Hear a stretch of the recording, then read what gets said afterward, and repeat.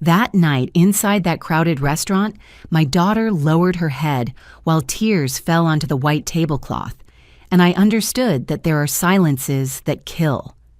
My name is Nancy Caldwell. I am 58 years old. I am a mother. I was a wife. And for a long time, I believed that keeping the peace in the family was the most important thing in the world. But that night, something broke inside me. It all started with a reservation, a family dinner to celebrate my grandson's birthday. It was one of those fancy downtown restaurants with linen tablecloths and lit candles at every table. My daughter Emily had insisted that we all go together, her husband Michael, his parents, and me. Since I became a widow 3 years ago, Emily always worries about including me. She is my only daughter, the light of my eyes, a sweet, educated woman with a brilliant career as an architect that she put on pause when my grandson was born. That night, I arrived early at the restaurant. I was wearing a navy blue dress that my late husband gave me for our last anniversary. In my purse, I had a handkerchief embroidered with my mother's initials. I always carry it with me. It is my connection to the women who came before me, the women who also learned to stay silent. Emily arrived shortly after. I saw her walk in on Michael's arm, and something about her face unsettled me. She was smiling, yes, but it was that tense smile that a mother recognizes from miles away. She was wearing a long-sleeved sweater, despite the heat of May. "Mom," she greeted me with a kiss on the cheek. Her lips were trembling. "Daughter, are you okay?" "Sure, Mom, just tired." Michael greeted me with that cold politeness that had always seemed strange to me. A handsome man, from a good family, successful engineer, the kind of son-in-law any mother would approve of. Or so I thought. Then Michael's parents arrived. Mr. Robert, a heavy-set man in his 60s with a raspy voice and rough manners. And Mrs. Linda, quiet always 2 steps behind her husband, with her gaze lost somewhere indefinite. We sat down. We ordered dinner. Everything was going normally until Emily made a mistake so small, so insignificant that it shouldn't even be called that. She ordered red wine instead of white. "Emily," Michael said with that controlled voice that freezes the blood, "you know perfectly well that I ordered fish. Red wine does not go with fish." "Sorry, honey, I didn't think." "You never think." The waiter stood paralyzed with the glass in his hand. "It doesn't matter," I intervened. "We can change it, right?" Mr. Robert let out a dry laugh. "Leave it alone, Nancy. Michael is right. Women today don't even know how to order a glass of wine." I swallowed hard. Emily lowered her gaze, and that was when I saw something that froze my soul. As she reached out to take the bread, Emily's sweater sleeve rode up just a few inches. Just enough. On her wrist, there were marks. Yellowish bruises trying to heal, fingerprints. My heart stopped beating for a second. Emily. She pulled her sleeve down, immediately covering herself with pleading eyes. "It is nothing, Mom." But I knew. A mother always knows. The dinner continued amidst forced conversations. I barely tasted a bite. I watched. Every gesture Michael made toward my daughter, every time she shrank slightly when he got too close, every cutting word disguised as a joke, and then the moment arrived. The waiter brought the wrong dessert to the table. A simple mistake. Cheesecake instead of tiramisu. Michael called the waiter with a snap of his fingers. "Is this how you work here? My wife ordered tiramisu." "Honey, it doesn't matter," Emily whispered. "I can eat cheesecake." "It does matter." Michael's voice rose in tone. "Are you always going to be this settled?" "Michael, please, you always embarrass me." And then it happened. In a quick, brutal movement, Michael reached out and grabbed Emily by the hair. He pulled her head back with force. The entire restaurant went silent. My daughter did not scream. She only let out a choked whimper while tears began to roll down her cheeks. And in that terrifying silence, Mr. Roberts' voice was heard. Strong, clear, applauding. "That is how it is done, son. That is how it is done. She has to know her place." Emily lowered her head. Her shoulders were shaking. Mrs. Linda looked at her plate as if nothing was happening, and I felt something inside me break, something that had been cracking for years. While I watched my daughter become smaller, more silent, more absent, my hands trembled on the table. My blood turned to ice. And then I did something. I stood up. Before I tell you what I did that night, I need you to understand something. I need you to know the Emily I raised, because what I saw in that restaurant was not my daughter. It was a shadow, a ghost of the brilliant woman she had been. Emily was born on a spring morning 32 years ago. She came into the world crying loud with her fists closed as if she already knew that life requires fighting. My husband Edward took her in his arms and told me, "This girl is going to change the world, Nancy. I can see it in her eyes." And he was right. Emily was always a curious girl, intelligent, persistent, the kind who takes toys apart to understand how they work, the kind who asks 1,000 questions and doesn't settle for vague answers. I remember at 8 years old, she built a birdhouse with pieces of wood she found in the garage. It wasn't perfect, but it had a solid roof and firm walls. "See, Mom," she told me proudly, "birds also need a safe place." She grew up loving architecture. She spent hours drawing houses, buildings, bridges. She said she wanted to create spaces where people felt protected, where they could breathe. She studied on scholarships. She graduated with honors. She got a job at one of the most prestigious firms in the city. She earned her own money. She had her own apartment, her own life. She was independent. She was happy. She was free. And then she met Michael. At first, everything seemed perfect. He was attentive, detail-oriented, polite. He arrived with flowers. He took her to dinner at fancy restaurants. He sent her sweet messages during the day. My daughter glowed when she spoke of him. "Mom, I think he is the one," she told me one afternoon while we drank coffee in my kitchen. I looked at her lit-up eyes and smiled. "If you are happy, daughter, I am happy." The wedding was beautiful. A garden full of white roses, a lace dress that Emily had designed herself, soft music, promises of eternal love. Edward had already passed away by then, but I felt his presence there.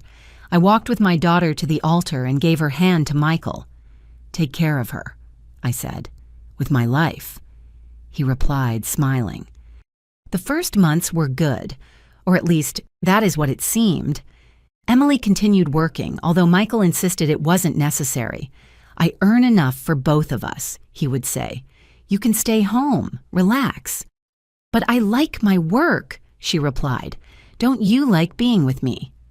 Small phrases, small comments, nothing that seemed alarming at that moment. But the seeds of control were already planted. When Emily got pregnant, everything changed. Michael insisted she leave her job. "It is dangerous for the baby," he argued. "Too much stress, too many hours on your feet. You need to rest." Emily hesitated. She loved her career, but she also loved that baby growing inside her. "Maybe just for a while," she told me, seeking my approval. "After the birth, I can go back." "Whatever you decide, daughter, but don't let anyone decide for you." She smiled, but something in that smile was no longer the same. My grandson was born on a December morning. A beautiful, healthy baby with his mother's dark eyes. Emily named him Matthew like my father. Michael was euphoric. He organized a huge party to introduce the baby. He invited his whole family, his friends, his colleagues from work. Emily looked tired. She had a difficult delivery. She was still recovering, but Michael wanted to celebrate. "Just a couple of hours," he told her. "It is important to me." She agreed. She always agreed.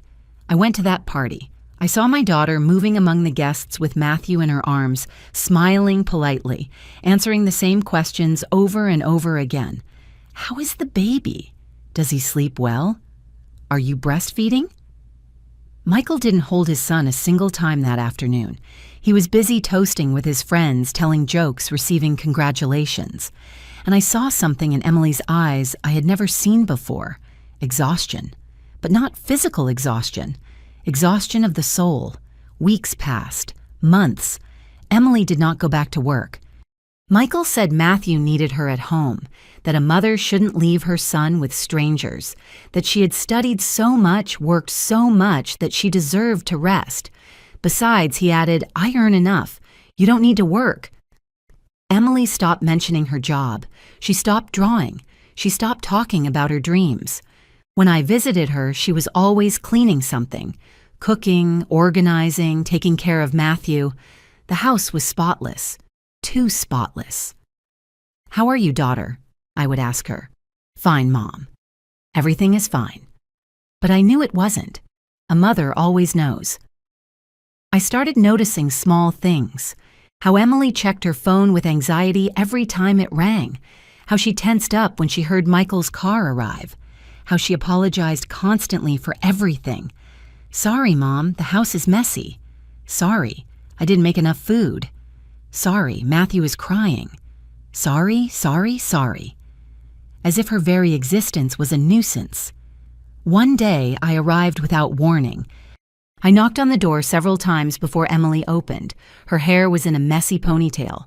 She had deep dark circles under her eyes, a milk stain on her blouse. Mom, I didn't know you were coming. That is exactly why I came. I entered the house. Matthew was sleeping in his crib. Everything was silent. Where is Michael? At work. He has a lot of meetings this week. And you? When was the last time you left this house? Emily stayed silent. Then she shrugged. I don't need to go out, Mom. I have everything I need here. Everything. She avoided my gaze. I made coffee. We sat in the kitchen. I took her hands. They were cold despite the heat. Daughter, you can talk to me. You can always talk to me. I know, Mom. Are you happy? Silence. A silence so long, so heavy that I felt like I was drowning. I am tired, she finally replied. But all mothers are tired, right? It wasn't an answer. It was an evasion, but I didn't insist. Sometimes a daughter's silence is louder than a mother's questions. Months kept passing. Matthew grew. He learned to crawl, to walk, to say his first words. Emily dedicated herself to him completely, too completely, as if he were the only thing she had left. Michael worked more and more hours, or so he said. He arrived late. He left early. He traveled constantly for business. Emily didn't complain. She never complained. It is his job, Mom. He has many responsibilities. I watched my daughter fading away, how she stopped laughing, how she stopped dreaming, how she stopped being Emily, and I didn't know what to do. Because when a daughter smiles and says she is fine, a mother wants to believe her, needs to believe her, even if deep down she knows the truth. One afternoon while I was watching Matthew so Emily could rest, I found something. I was looking for a bib in the kitchen drawer when I saw an envelope hidden between the tablecloths. I shouldn't have opened it, but I did. Inside there were photographs Emily had taken of her own arms, of her wrists, of her neck, bruises, marks, evidence. My world stopped. I felt the floor opening beneath my feet. I put the envelope back exactly where I found it. I finished taking care of Matthew. I waited for Emily to wake up from her nap. When she came down the stairs, I looked her in the eyes. Daughter, I need you to tell me the truth. She turned pale. What are you talking about, Mom? You know what I am talking about. Her eyes filled with tears. She shook her head. It is not what you think. Then what is it? Michael is under a lot of stress. The work, the responsibilities, the pressure. Sometimes he loses control. But he loves me, Mom. He loves me. Love doesn't hurt Emily. All marriages have problems. These are not problems. This is violence. She hugged herself as if protecting herself from my words. I can't leave him, Mom. I have a son, a family. What will people say? What will his family think? And what about you? What about your life? My life is my family. I broke down. I knelt in front of her and took her hands in mine. Daughter, please.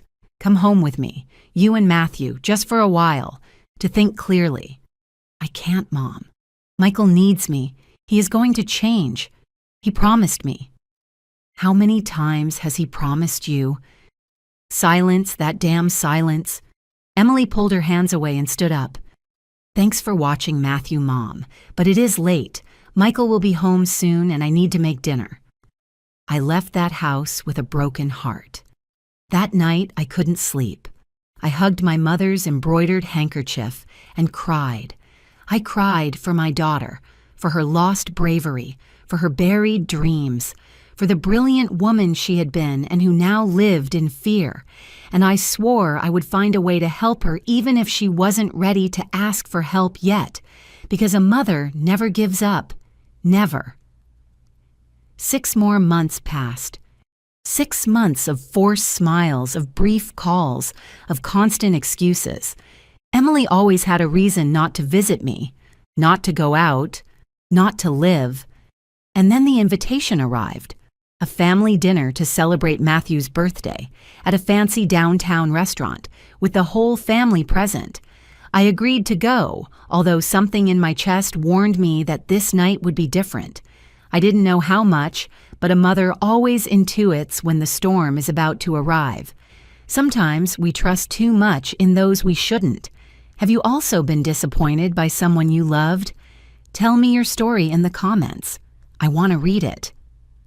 The night of the dinner arrived with a light rain, those fine drops that wet without making noise like silent tears from the sky. I got ready carefully. The navy blue dress, a discreet pearl necklace, comfortable shoes. I put my mother's embroidered handkerchief in my purse, as always. I touched it with my fingers before closing the zipper. Give me strength, Mom, I whispered. I arrived at the restaurant 15 minutes before the agreed time. I have always been punctual. It is one of those things Edward valued about me.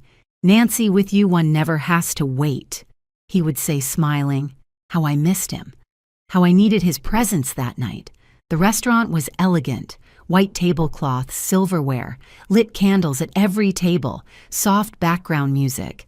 The kind of place where people speak in low voices and waiters walk without making noise. I sat at the reserved table, a large round table near the window. From there, I could see the wet street, the cars passing the people walking under their umbrellas. I asked for a glass of water and waited. Emily arrived shortly after. I saw her walk in on Michael's arm and something in my stomach tightened. She was wearing a beige dress with small flowers, discreet, almost childish. It wasn't her style. Emily had always preferred strong colors, modern designs, clothes that spoke of her personality. But that woman, walking toward me, seemed to want to disappear. Her hair was pulled back in a low bun without a single strand out of place. Her makeup was perfect but excessive, as if she was trying to cover something. And her eyes were dull. Mom, she greeted me with a kiss on the cheek. She smelled of expensive perfume and fear. Daughter, so good to see you. I hugged her. I felt her bones too pronounced under the dress.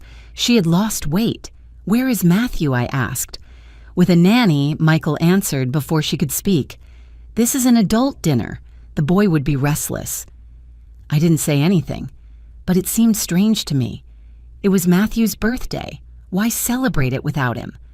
Michael pulled out the chair for Emily. She sat down carefully as if every movement required permission. You look beautiful, Mom, said Emily, forcing a smile. You too, daughter. Lie. She looked tired, haggard, fragile. Michael sat next to her and immediately took out his phone. He started checking emails, answering messages, completely oblivious to our presence. Emily looked at her hands in her lap. How have you been, Mom? She asked in a low voice. Good, daughter. Busy with the garden. The roses are blooming beautifully this year. How nice you should come see them. You and Matthew. We could spend the afternoon together. She hesitated. Yes, Mom. Soon. That word that never comes. And you? How are you? Fine. Busy with the house, with Matthew? Just that. She looked at me. For a second, just a second, I saw something in her eyes. A silent plea, a stifled scream. But then Michael looked up from his phone. "Emily is perfectly fine, Nancy. She has everything she needs. A beautiful house, a healthy son, a husband who works hard to give her a good life." "I didn't doubt that, Michael." He smiled, but that smile didn't reach his eyes. Michael's parents arrived. Mr. Robert entered the restaurant as if he owned the place. Loud voice, rough manners, a presence that occupied more space than necessary. Mrs. Linda walked behind him quiet, with her gaze low, a shapeless gray dress and worn shoes. "Family," exclaimed Mr. Robert, opening his arms. Michael stood up immediately and hugged his father. Emily stood up too, but kept to the side, waiting. "Emily," said Mr. Robert, looking her up and down, "every day thinner. Does my son not feed you?" "I am fine, Mr. Robert." Fine women, always with their diets." Mrs. Linda greeted me with a nod. We all sat down. The waiter arrived with the menus. "Good evening. Can I offer you something to drink while you decide?" "Double whiskey," ordered Mr. Robert. "And bring a pitcher of water." "With ice." "For me, a white wine," said Michael. "I will have white wine, too," I added. The waiter looked at Emily. "And for you, ma'am." Emily hesitated. She looked at the menu. Then she looked at Michael. "White wine, too?" she asked, as if asking for permission. He didn't even look at her. "Whatever you want," she breathed. "Red wine, please." And there it was. That moment so small, so insignificant, so absurdly trivial. Michael looked up from his phone slowly, like a predator that has just detected movement. "Red wine." Emily blinked. "Yes? Why?" "I am going to order fish. Red wine does not go with fish." "Oh, sorry, I didn't think about that. I can change." She never thinks. The words fell like stones on the table. The waiter stood paralyzed with his pad in hand, not knowing what to do. I intervened. "It doesn't matter. Emily can order whatever she wants." "Right. We aren't in a sommelier exam." I tried to sound light, casual, but my voice came out tense. Mr. Robert let out a raspy laugh. "Leave it alone, Nancy. Michael is right. Women today don't even know how to order a glass of wine. In my time, wives asked first what the husband was going to order before asking for anything." Mrs. Linda lowered her gaze to her lap. Emily shrank in her chair. "Sorry," she whispered. "I will change to white wine." "Daughter, you don't have to." "White wine is fine, Mom." The waiter wrote quickly and walked away as if escaping a fire. I stayed silent. I swallowed hard. I felt my mother's handkerchief in my purse like an anchor. The conversation continued. Mr. Robert talked about politics, about business, about how much he had achieved in his life. Michael nodded, commented, laughed at the appropriate moments. Mrs. Linda ate in silence. Emily moved the food on her plate without tasting a bite. I watched every detail. How Emily kept her hands on the table, visible, as if she needed to prove she wasn't doing anything wrong. How she jumped every time Michael spoke loudly. How she constantly checked her phone, anxious. And then I saw it. As she reached out to reach the breadbasket, the long sleeve of her dress rode up just a few inches. Just enough. On her wrists there were marks, bruises in different stages of healing, some yellowish, others greenish, some still purple, fingerprints, clear, unmistakable. My blood froze. Emily noticed my gaze. Immediately she pulled her sleeve, covering herself with eyes full of panic. "It is nothing, Mom," she whispered. "That is not nothing." "Mom, please." Michael noticed the exchange. "Is something happening?" "No," replied Emily quickly. "Nothing. Everything is fine." He narrowed his eyes. Then he smiled. "Nancy, more wine." "No thanks." I wanted to scream. I wanted to take my daughter and run out of there. I wanted to call the police, a lawyer, anyone. But Emily looked at me with pleading eyes. "Not now, please, not now." So I stayed silent, and I hated myself for it. The dinner continued. The main course arrived. Fish for Michael, chicken for Mr. Robert, salad for Emily. "Just salad?" asked Mr. Robert. "On a diet again?" "I am not very hungry," she replied. "Women and their obsessions," he commented, shaking his head. Mrs. Linda said nothing. She just cut her food into small pieces and ate mechanically, like a robot. Michael talked to his father about a work project, a new building in the financial district, an important investment. "It could be the project of my career," Michael said. "I hope so, son. It is time you stopped being second and became first." "I know, Dad. I am working on it." "Good. A man must be the best, in everything, in work, in the house, in life. That is how it is." Emily moved her fork over the salad without eating. I tried to breathe normally. And then dessert arrived. The waiter brought a tray with different options. Mr. Robert ordered cheesecake. Michael ordered tiramisu. Mrs. Linda said she didn't want anything. I ordered coffee. The waiter looked at Emily. "And for you, ma'am, tiramisu too, please." The waiter nodded and walked away. A few minutes later, he returned with the tray. Cheesecake for Mr. Robert, coffee for me, and 2 plates of tiramisu. Except one wasn't tiramisu, it was cheesecake. The waiter placed it in front of Emily. "Excuse me," she said softly. "I ordered tiramisu." "Oh, I am so sorry. Let me change it for you." "No, it doesn't matter," she said quickly. "I can eat cheesecake, no problem." "Ma'am, it is no trouble. Seriously, it is fine." But Michael had already raised his hand. "Excuse me." The waiter approached nervously. "Yes, sir." "Is this how you work here? You bring whatever you feel like—" "I am very sorry, sir. It was a mistake. I can change it." "My wife ordered tiramisu." "Michael." "It doesn't matter," Emily whispered. "Really, I can eat cheesecake." He turned to her. "It does matter." His voice was low, controlled, but there was something underneath, something dark. "Honey, it is just a dessert. Are you always going to be this settled?" "I am not being settled. You always embarrass me." His voice rose. Nearby tables started to look. "Michael, please. People are watching. I don't care what people think."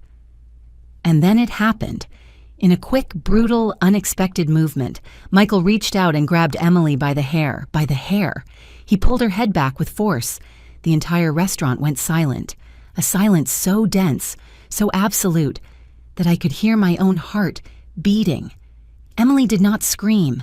She did not defend herself. She only let out a choked whimper, a sound that came from the deepest part of her soul. While tears began to roll down her cheeks, her hands clung to the table, trembling. Her neck was twisted at an unnatural angle, and no one moved. The waiter stood paralyzed. The diners watched, but no one intervened. Mrs. Linda lowered her gaze to her plate, as if nothing was happening. And in that terrifying silence, in that moment frozen in time, a voice was heard, strong, clear, applauding. Mr. Robert. "That is how it is done, son," he shouted, hitting the table with an open palm. "That is how it is done. She has to know her place. A woman who does not respect her husband needs to be taught. Well done." Michael let go of Emily's hair.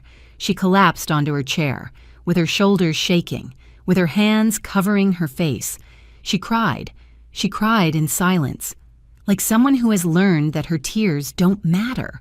And I felt something inside me break, something that had been holding me up, keeping me calm, controlled, polite, something that broke into 1,000 pieces. My hands trembled on the table. My blood turned to ice and fire at the same time. I felt my mother's handkerchief in my purse. I felt Edward's presence by my side. I felt all the women of my family, all those who stayed silent, all those who endured, all those who had no voice. And I stood up. While I tell all this, I wonder where you are listening from.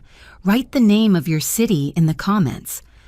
I stood up, and in that moment, the whole world seemed to stop. All eyes turned to me. The diners, the waiters, the restaurant manager watching from the entrance. Michael looked at me with surprise, Mr. Robert with contempt, Mrs. Linda with fear, and Emily. Emily looked at me with pure panic. "No, Mom. Please, no." I could read her thoughts as if she were screaming them, but there was something stronger than my daughter's fear. There was something that had been growing inside me for years, since the first time I noticed the change in her eyes, since the first excuse, since the first bruise she tried to hide. Years of silence, years of ignored signs, years of believing it wasn't my place to intervene. But that night the silence ended. I extended my hand toward Emily. "Daughter, get up." My voice came out firm, firmer than I felt inside. Emily shook her head with tears rolling down her cheeks. "Mom, no. Get up. Nancy." Michael intervened with that controlled voice that was scarier than shouting. "I think you are misunderstanding the situation." Misunderstanding. It was a moment of tension, nothing more. Emily knows that sometimes I get nervous. It is work stress. She understands. I looked at my daughter. She nodded. She nodded her head like a broken puppet. "It is true, Mom. It was a difficult moment.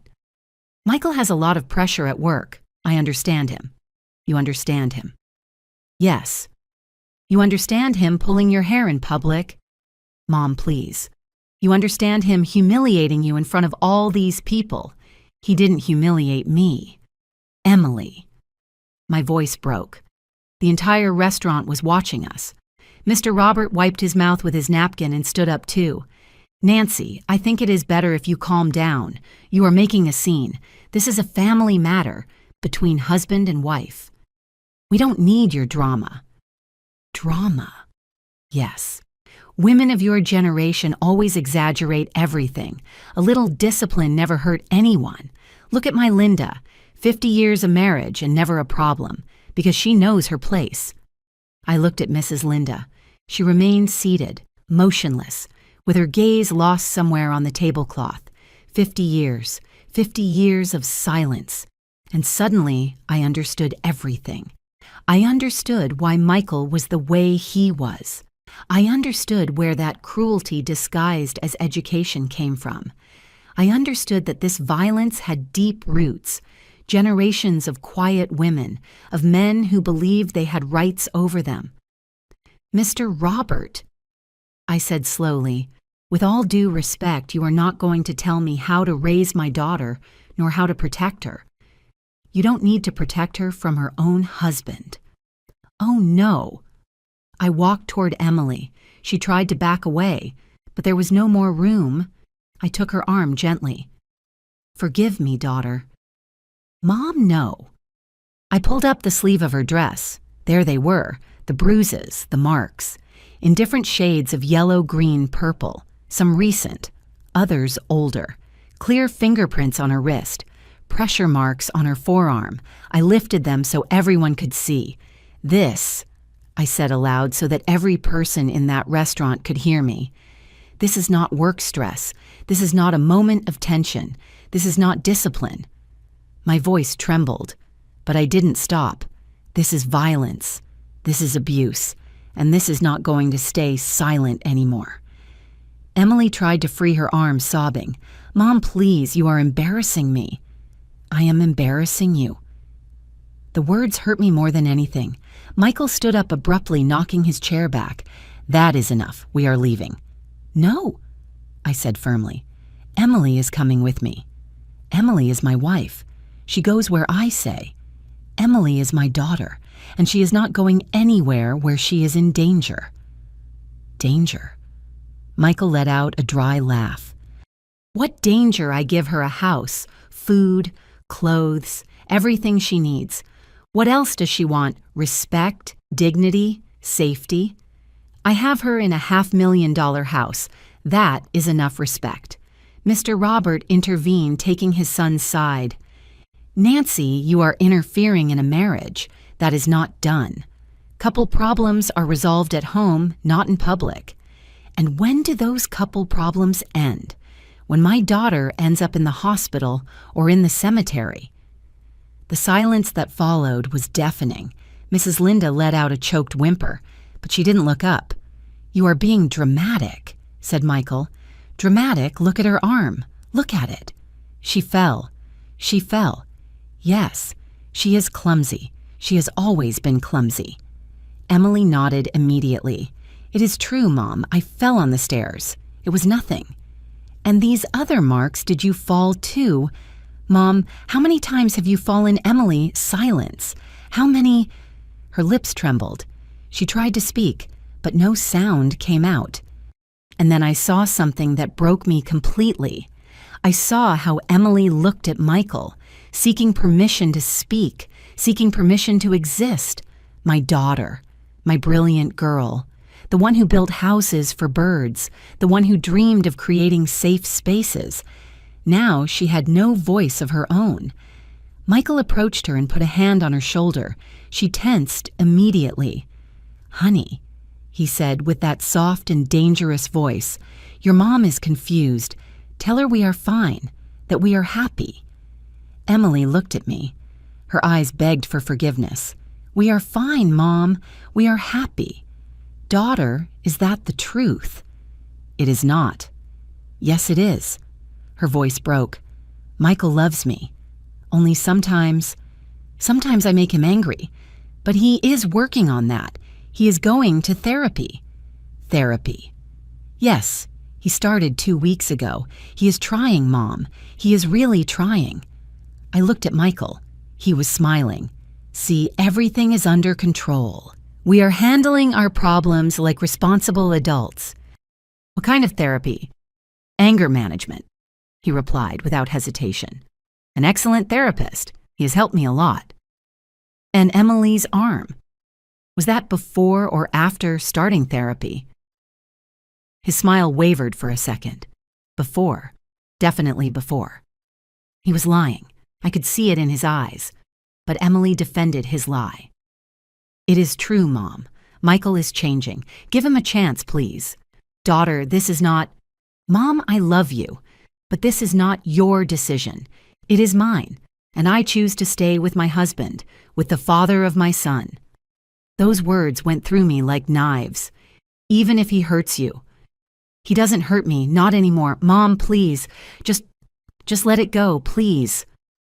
Her voice broke into a sob. Mr. Robert applauded slowly, with sarcasm. "Well," said Emily, "a woman with common sense, not like these modern feminists who want to destroy families." I turned toward him. "Mr. Robert, with all due respect, you and your way of thinking are the reason why women like my daughter believe they deserve to be treated like this. Treated how? With a roof over her head, with food on the table, with violence, with contempt, with control. That is not violence. That is marriage. Couples fight. It has always been like that. No, it doesn't have to be like that. Well, in my house for 50 years, it has worked perfectly." I looked at Mrs. Linda again. She remained motionless, but I saw something in her eyes, something that wasn't peace. It was resignation. It was death in life. 50 years. And suddenly I knew I couldn't save Mrs. Linda. It was too late for her, but it wasn't too late for Emily. I turned to my daughter. I took her hands in mine. "Daughter, listen to me well." She cried silently. "I know you are afraid. I know you think you can't get out of this, that you have no options, that no one is going to understand you. Mom, worries? But you have them. You have options. You have a home with me. You have your profession. You have your life ahead of you. I have a son. And exactly for that reason, what do you want Matthew to learn? That this is how a woman is treated, that this is how his mother is treated." She turned pale. "Michael would never touch Matthew. I am not talking about that. I am talking about what he is learning by watching you suffer." "I don't suffer." "Yes, you do. I see it in your eyes. I see it in how you have stopped laughing, in how you have stopped dreaming. Dreams are for little girls, Mom. I am a married woman, a mother. I have responsibilities. And one of those responsibilities is enduring abuse. It is not abuse.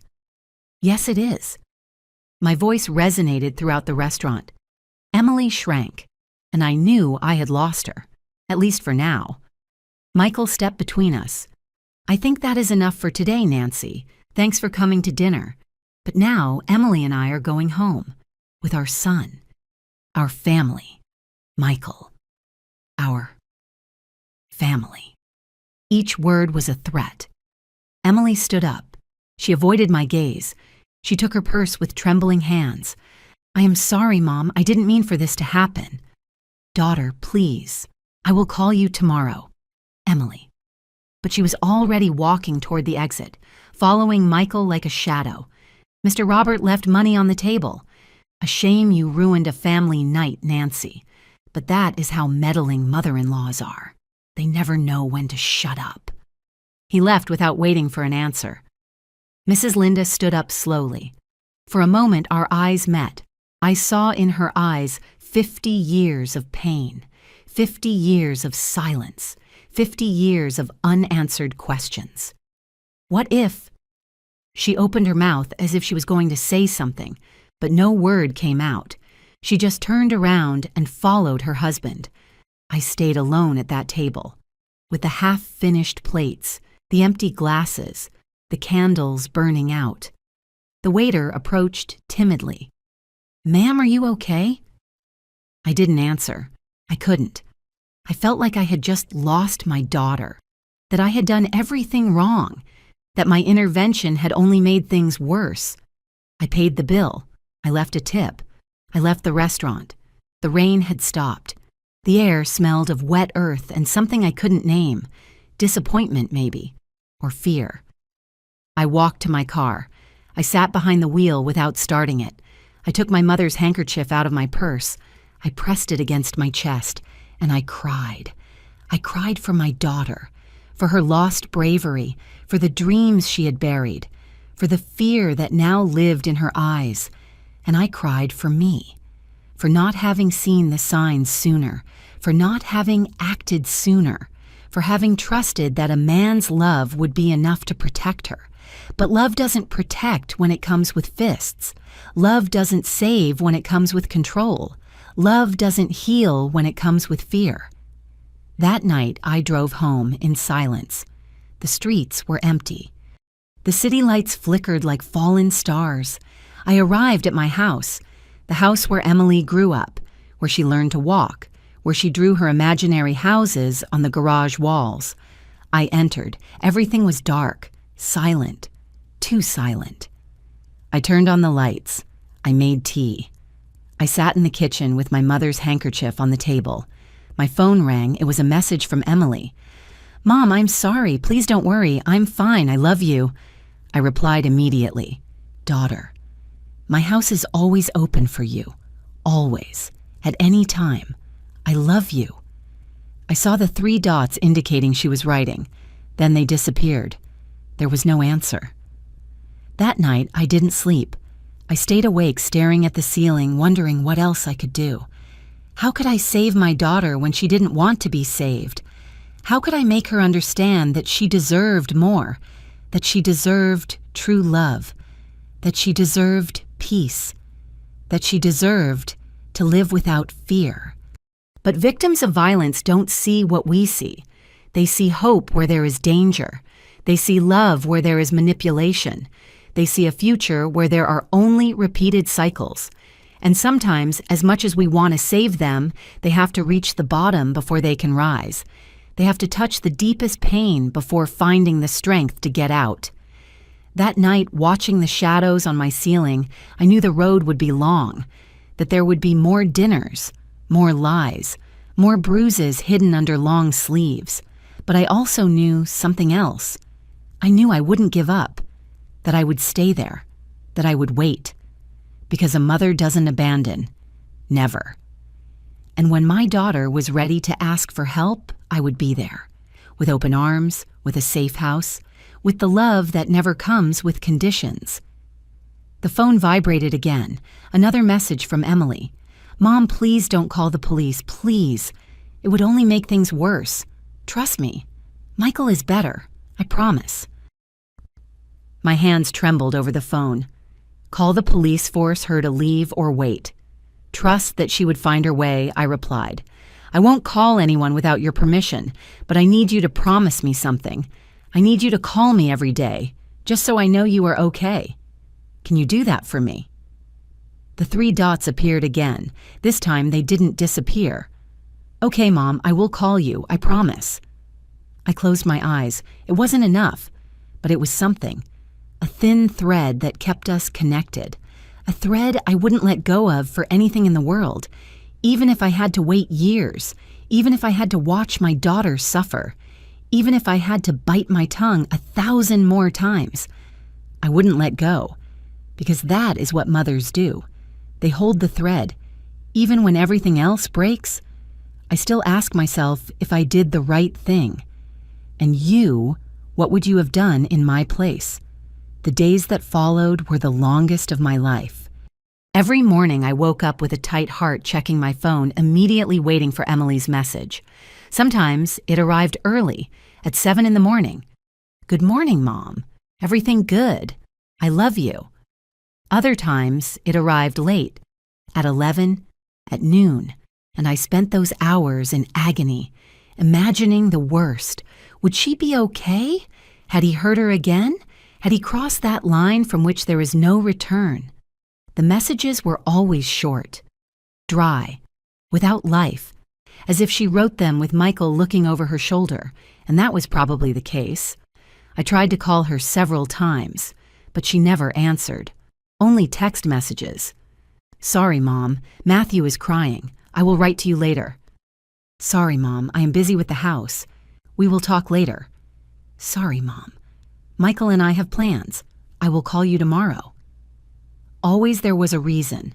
Always there was an excuse, and I knew they weren't hers. 2 weeks passed. 2 weeks of cold messages and unanswered calls. 2 weeks of sleepless nights, hugging my mother's handkerchief, wondering what to do. I consulted with a lawyer specialized in domestic violence, a woman named Karen, with tired eyes and firm hands. Is your daughter willing to report? She asked me. No. Do you have evidence, photographs, messages, witnesses?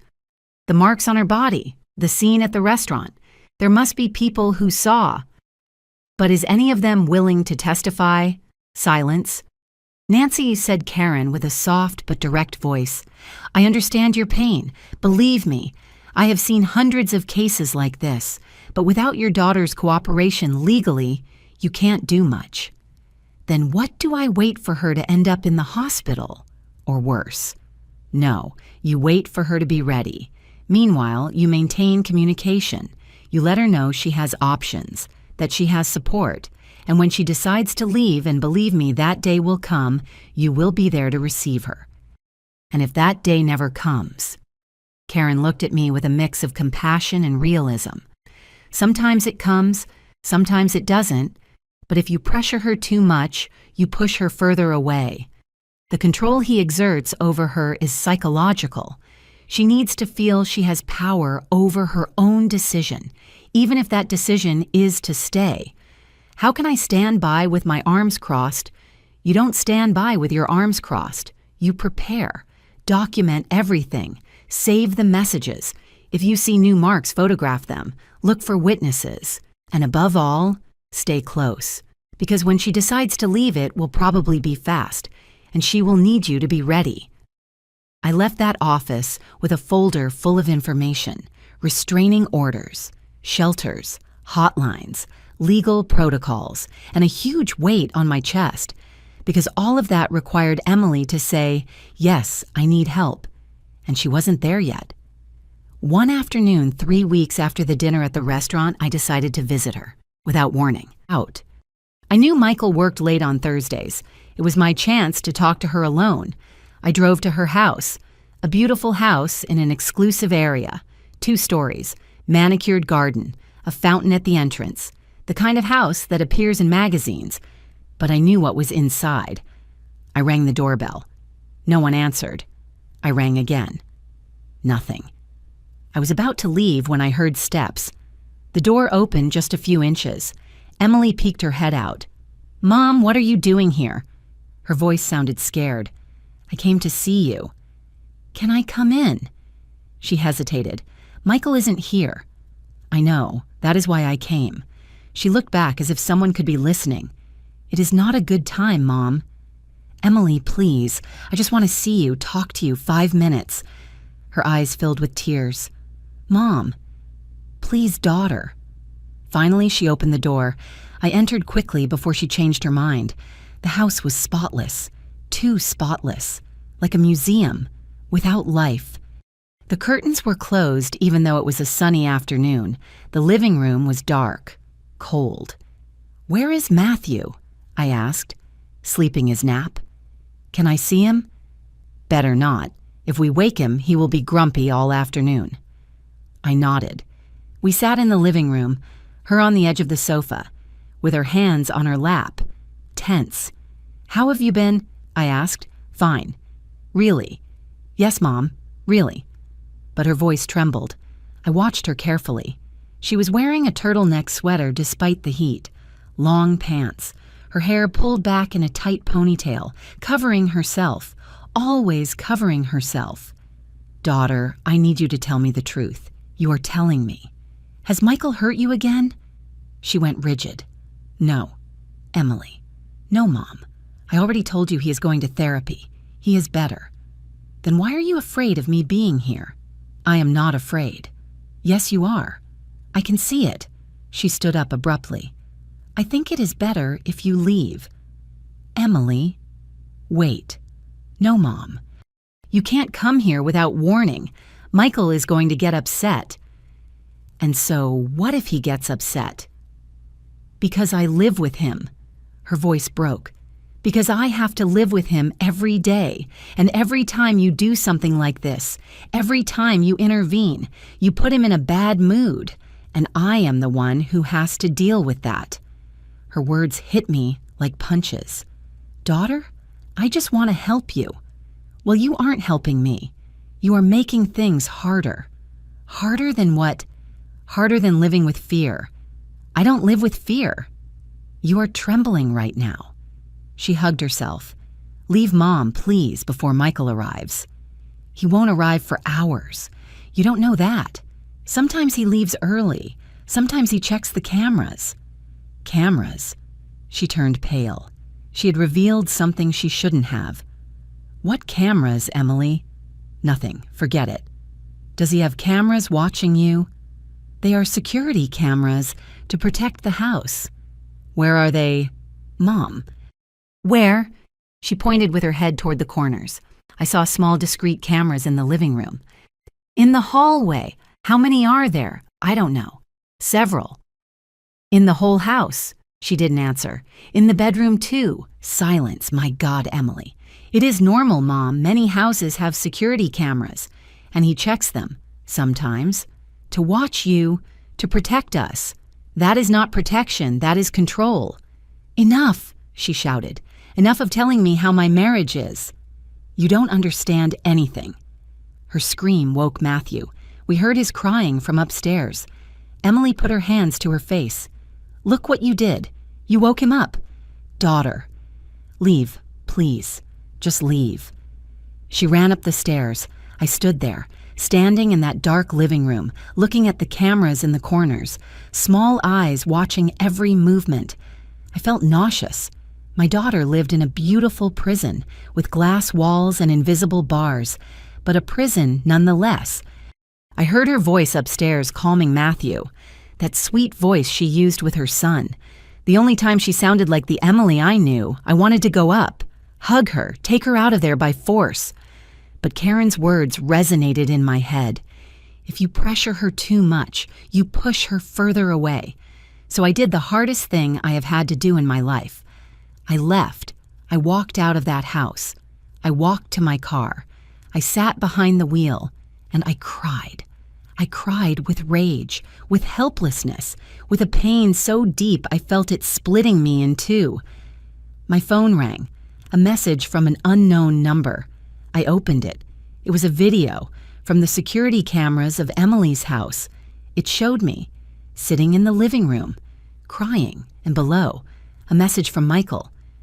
"Nancy, I appreciate you worrying about your daughter, but these unannounced visits upset Emily.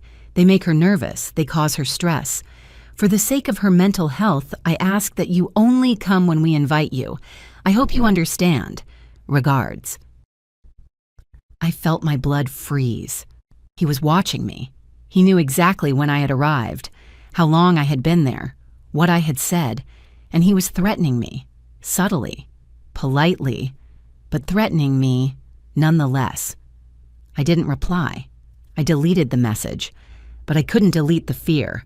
I drove home on autopilot, my mind racing at 1,000 kilometers per hour. I arrived. I locked the door. I closed all the curtains. I sat in the kitchen with my mother's handkerchief in my hands. "What do I do, Mom?" I whispered. "What do I do when my daughter is trapped and I can't get her out?" The silence was my only answer.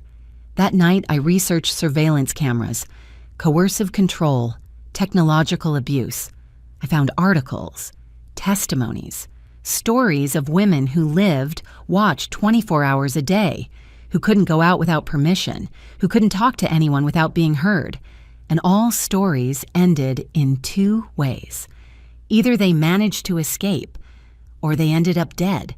There was no middle ground. The following days were hell. Emily kept sending her daily messages, but now I knew that probably Michael read them before me. I tried to call her several times. She never answered. I sent her messages asking if we could meet in some public place, at a cafe, at the park. "Not now, Mom. Matthew is sick." "Not now, Mom. I have things to do." "Not now, Mom. Michael and I have couples therapy." Always there was a reason. 1 week later, I received a call from an unknown number. I answered with a racing heart. "Hello, Nancy Caldwell." It was a woman's voice, young, nervous. "Yes, it is me. Who is speaking?" "My name is Jessica. I was Matthew's nanny." My pulse skyrocketed. Yes, Michael fired me a week ago." "Why?" She hesitated. "Because I saw something I wasn't supposed to see." "What did you see?" "I can't talk on the phone. Can we meet? I have something to show you." Yes, of course." "Where?" We agreed to meet at a coffee shop on the other side of town, far from the area where Emily lived. I arrived half an hour early. I ordered a coffee I didn't drink. I just waited, with my stomach in a knot. Jessica arrived on time, a girl in her 20s, thin, with brown hair and a braid. She seemed scared. She sat in front of me and looked around before speaking. "Thanks for coming," she said in a low voice. "Thanks to you for calling me. How did you get my number?" "Emily gave it to me months ago. She told me if anything ever happened, anything serious, to call you." My heart stopped. "What happened?" Jessica took out her phone. She unlocked it with trembling hands. "I watched Matthew 3 times a week, Tuesdays, Thursdays, and Saturdays. Michael worked and Emily needed help. I thought it was a normal family, a nice house, well paid, nothing weird." "Until when?" "Until 2 weeks ago. One Thursday, I arrived early. I rang the bell, but no one opened. I had an emergency key, so I went in. I heard voices upstairs, screams. Her voice broke. It was Michael, yelling at Emily, horrible things, telling her she was useless, that she was good for nothing, that any other woman would do a better job than her, and Emily was crying. She was asking for forgiveness, over and over again. Sorry, sorry, sorry. Tears started to roll down my cheeks. "I went up the stairs," continued Jessica. "I shouldn't have, but I was worried. The bedroom door was open, and I saw it." "What did you see?" She showed me her phone.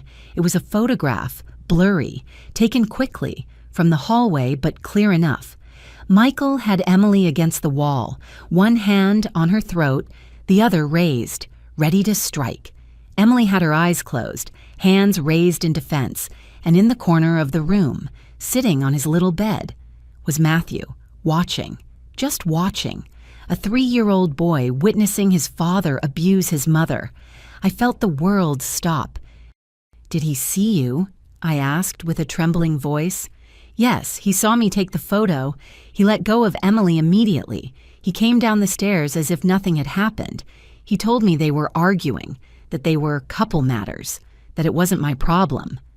"And what did you say?" "I told him I was going to call the police." He laughed. He told me no one was going to believe me, that it was my word against his, that Emily was going to deny everything, and that if I tried anything, he would sue me for defamation. "Did you call the police?" "No, because Emily came down, and I asked her if she was okay, if she needed help, if she wanted me to call someone." Jessica wiped her tears, and she told me no, that everything was fine, that they had had an argument but it was already resolved, and she asked me to leave, that they didn't need my services anymore. "Emily fired you?"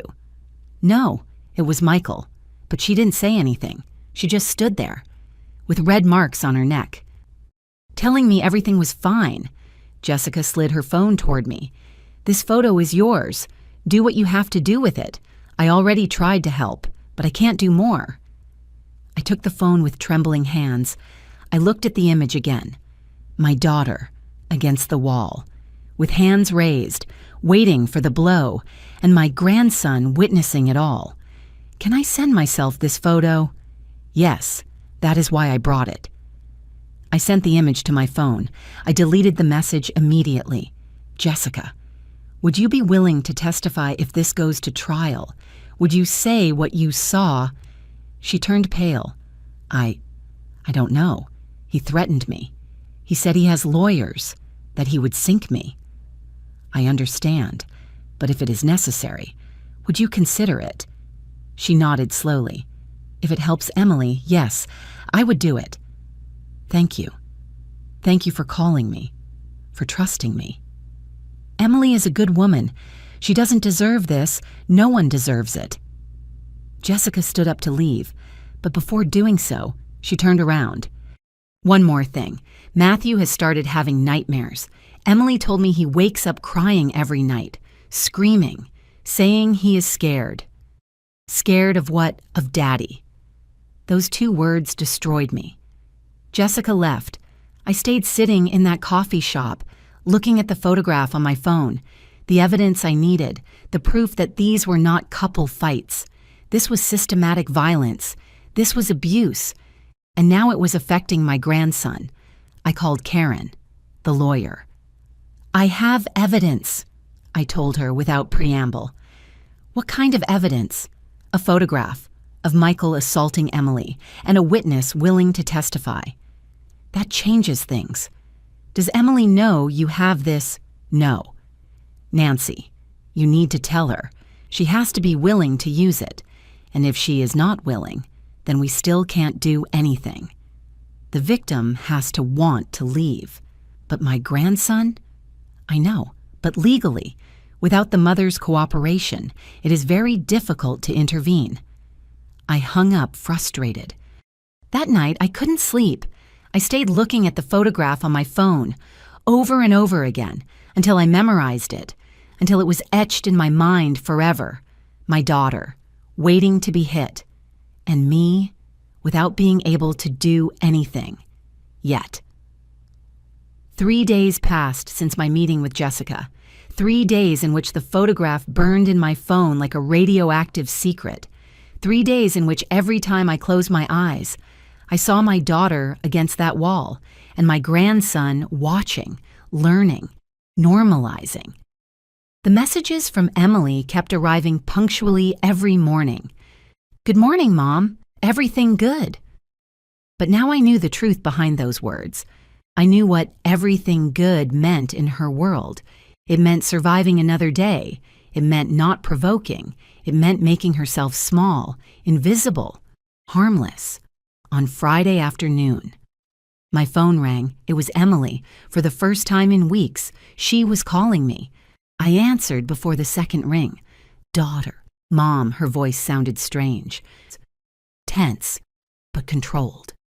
"Can you come tomorrow? Michael wants to talk to you." My stomach tightened. Michael wants to talk to me. Yes, he thinks we should clear things up, that there have been misunderstandings. He wants us to have a civilized conversation. And do you want me to go? Silence. Emily, do you want me to go, or is he forcing you to call me? Mom, please, just come, please. There was something in her voice, something that made my skin crawl. Are you okay? Yes, just come tomorrow at 10 in the morning. Can you? Yes, I will be there. Thanks, Mom, I love you. She hung up before I could reply. I stayed looking at the phone, with a bad feeling growing in my chest. Why did Michael want to see me? Did he know about the photograph? Did he know about Jessica? Or was it something else I called Karen? Nancy, don't go alone, she warned me. If you go, take someone with you, and keep your phone on, recording if possible. Do you think it could be dangerous? I think a man who assaults his wife and then convinces her it was her fault is capable of anything. Be careful. That night, I prepared everything. I checked that my phone was fully charged. I downloaded an app to record audio discreetly.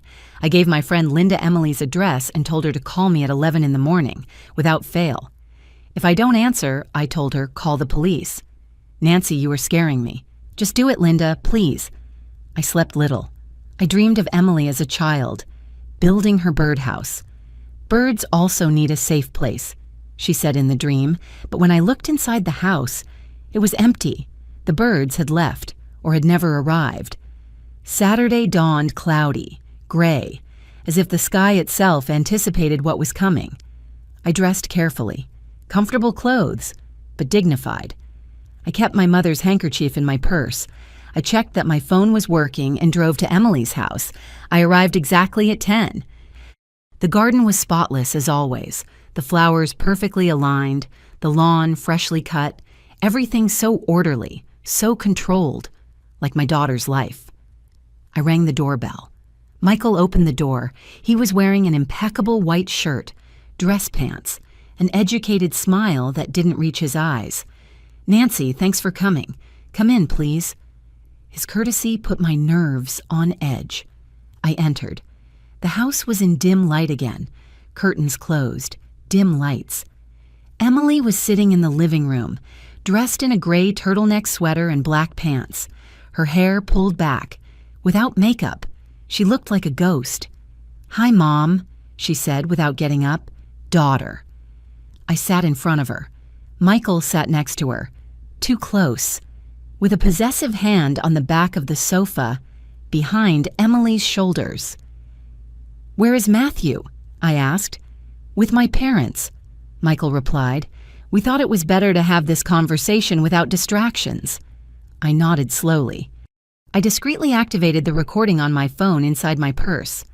Well, said Michael, crossing his legs with a studied calm. Nancy, we called you because I think there has been a series of misunderstandings between us. Misunderstandings. Yes, I know what you saw at the restaurant worried you, and I understand why. From the outside, it could look bad, but appearances deceive. It didn't look like an appearance. It looked like violence. It was an unfortunate moment. I was under a lot of stress. Emily and I had argued all week about various issues, and I exploded. I admit it, but I have been working on that. That is what they told me. Do you see, I am aware of my problems. I am going to therapy. I am striving to be better, but I need you to give me space, to trust that we can resolve our problems without external interference.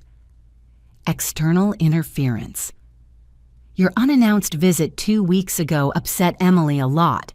It left her in a bad emotional state, and when she is bad, everything at home destabilizes. I looked at Emily. She kept her gaze fixed on her hands. Daughter, is that true? She nodded without looking up. Yes, Mom, when you came. It was difficult. Difficult how? Michael got upset. We argued. It was complicated. Did he hurt you? Mom. Answer the question, Emily. Michael intervened with a firm but controlled voice. Nancy, These accusations are very serious and very unfair. I would never intentionally hurt Emily. She is my wife, the mother of my son. I love her. Love leaves no marks. The marks you saw were from an accident. An accident. Yes, Emily slipped on the stairs. She grabbed the railing and got those bruises. That is not true. Yes, it is, said Emily quickly. I slipped. It was my fault. I was wearing socks and the floor was freshly waxed. Daughter, please don't lie to me. I am not lying to you. Her voice broke. Tears started to fall. Michael put a hand on her shoulder. She tensed, but didn't move. See, Nancy, your accusations hurt her. They make her feel you don't trust her, that you think she is incapable of taking care of herself. I don't think that. I think she is in danger. Danger. Michael let out a dry laugh. Look around you. This house is worth over $1 million. Emily has everything she needs. Clothes, food, safety. I work 60 hours a week to give her this life. Does that seem like danger to you? Danger is not always economic. Then what is it? Psychological, emotional, Nancy. Emily is fine. She is happy. She has a family. Why do you insist on creating problems where there are none? Because I saw the bruises. Because I saw how you pulled her by the hair. Because I saw the fear in her eyes. The fear of you, of your judgments, of your intrusion. His words were like slaps. I looked at Emily. Is that true? Are you afraid of me? She sobbed in silence. I just want my family to be in peace, Mom, just that. And is it in peace? Silence. Michael stood up, walked to the window with hands in pockets. When he spoke, his voice was harder. Nancy, I am going to be very clear with you. I appreciate that you love your daughter, but you are interfering in my marriage. You are causing problems, and I need you to stop. Or what? He turned slowly. Or I am going to have to take legal measures to protect my family. Are you threatening me? I am informing you. If you continue harassing Emily, if you continue visiting without permission, if you continue spreading rumors about me, I am going to request a restraining order. A restraining order against her mother. If necessary, yes, for the emotional well-being of Emily and Matthew. This is ridiculous.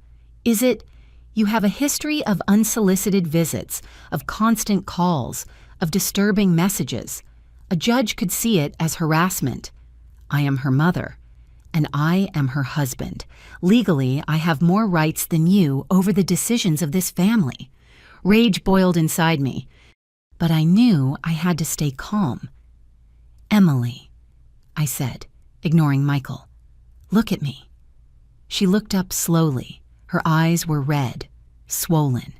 Daughter, I need you to tell me something, and I need you to be completely honest. Are you doing this because you want to, or because he is forcing you? Mom, just answer. Do you want me to stay away from your life? Tears rolled down her cheeks. I don't want you to suffer, Mom. I don't want you to worry about me. That is not the question.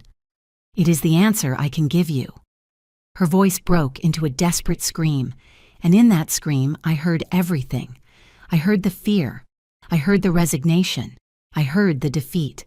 My daughter was trapped, and she knew it. But she had made the decision to stay, to protect me by pushing me away, to sacrifice herself to keep the peace. Michael sat back down next to her. I think that answers your question, Nancy. Now, I am going to ask you to respect your daughter's wishes. If she wants to see you, she will call you. But no more surprise visits, no more insistent calls. Give us space to fix our marriage. And if I don't, then we will see each other in court. He stood up. The meeting was over. I didn't move. Michael, there is something you should know. He arched an eyebrow. What? I took out my phone. I opened the photograph Jessica had sent me. I turned it so both could see it. Emily turned pale. Michael stayed motionless. The photograph was clear, brutal, undeniable. This I said with a firm voice, is not an accident. This is not work stress. This is assault, and I have a witness willing to declare that she witnessed this moment. The silence was so dense I could hear the ticking of the clock on the wall. Michael looked at the photo, then at Emily, then at me, and smiled, that frozen smile that gave me chills. Nancy, are you blackmailing me? I am showing you the truth. The truth. This is an invasion of our privacy. Whoever took this photo was in our house without permission. That is illegal. Jessica had a key. She had permission to be there. Jessica was fired for theft. Anything she says will be discredited. Theft, you didn't tell me that, Emily. Emily was crying in silence, hugging herself. She stole money from my wallet, said Michael, and when I confronted her, she invented this ridiculous story to get revenge. It is her word against mine.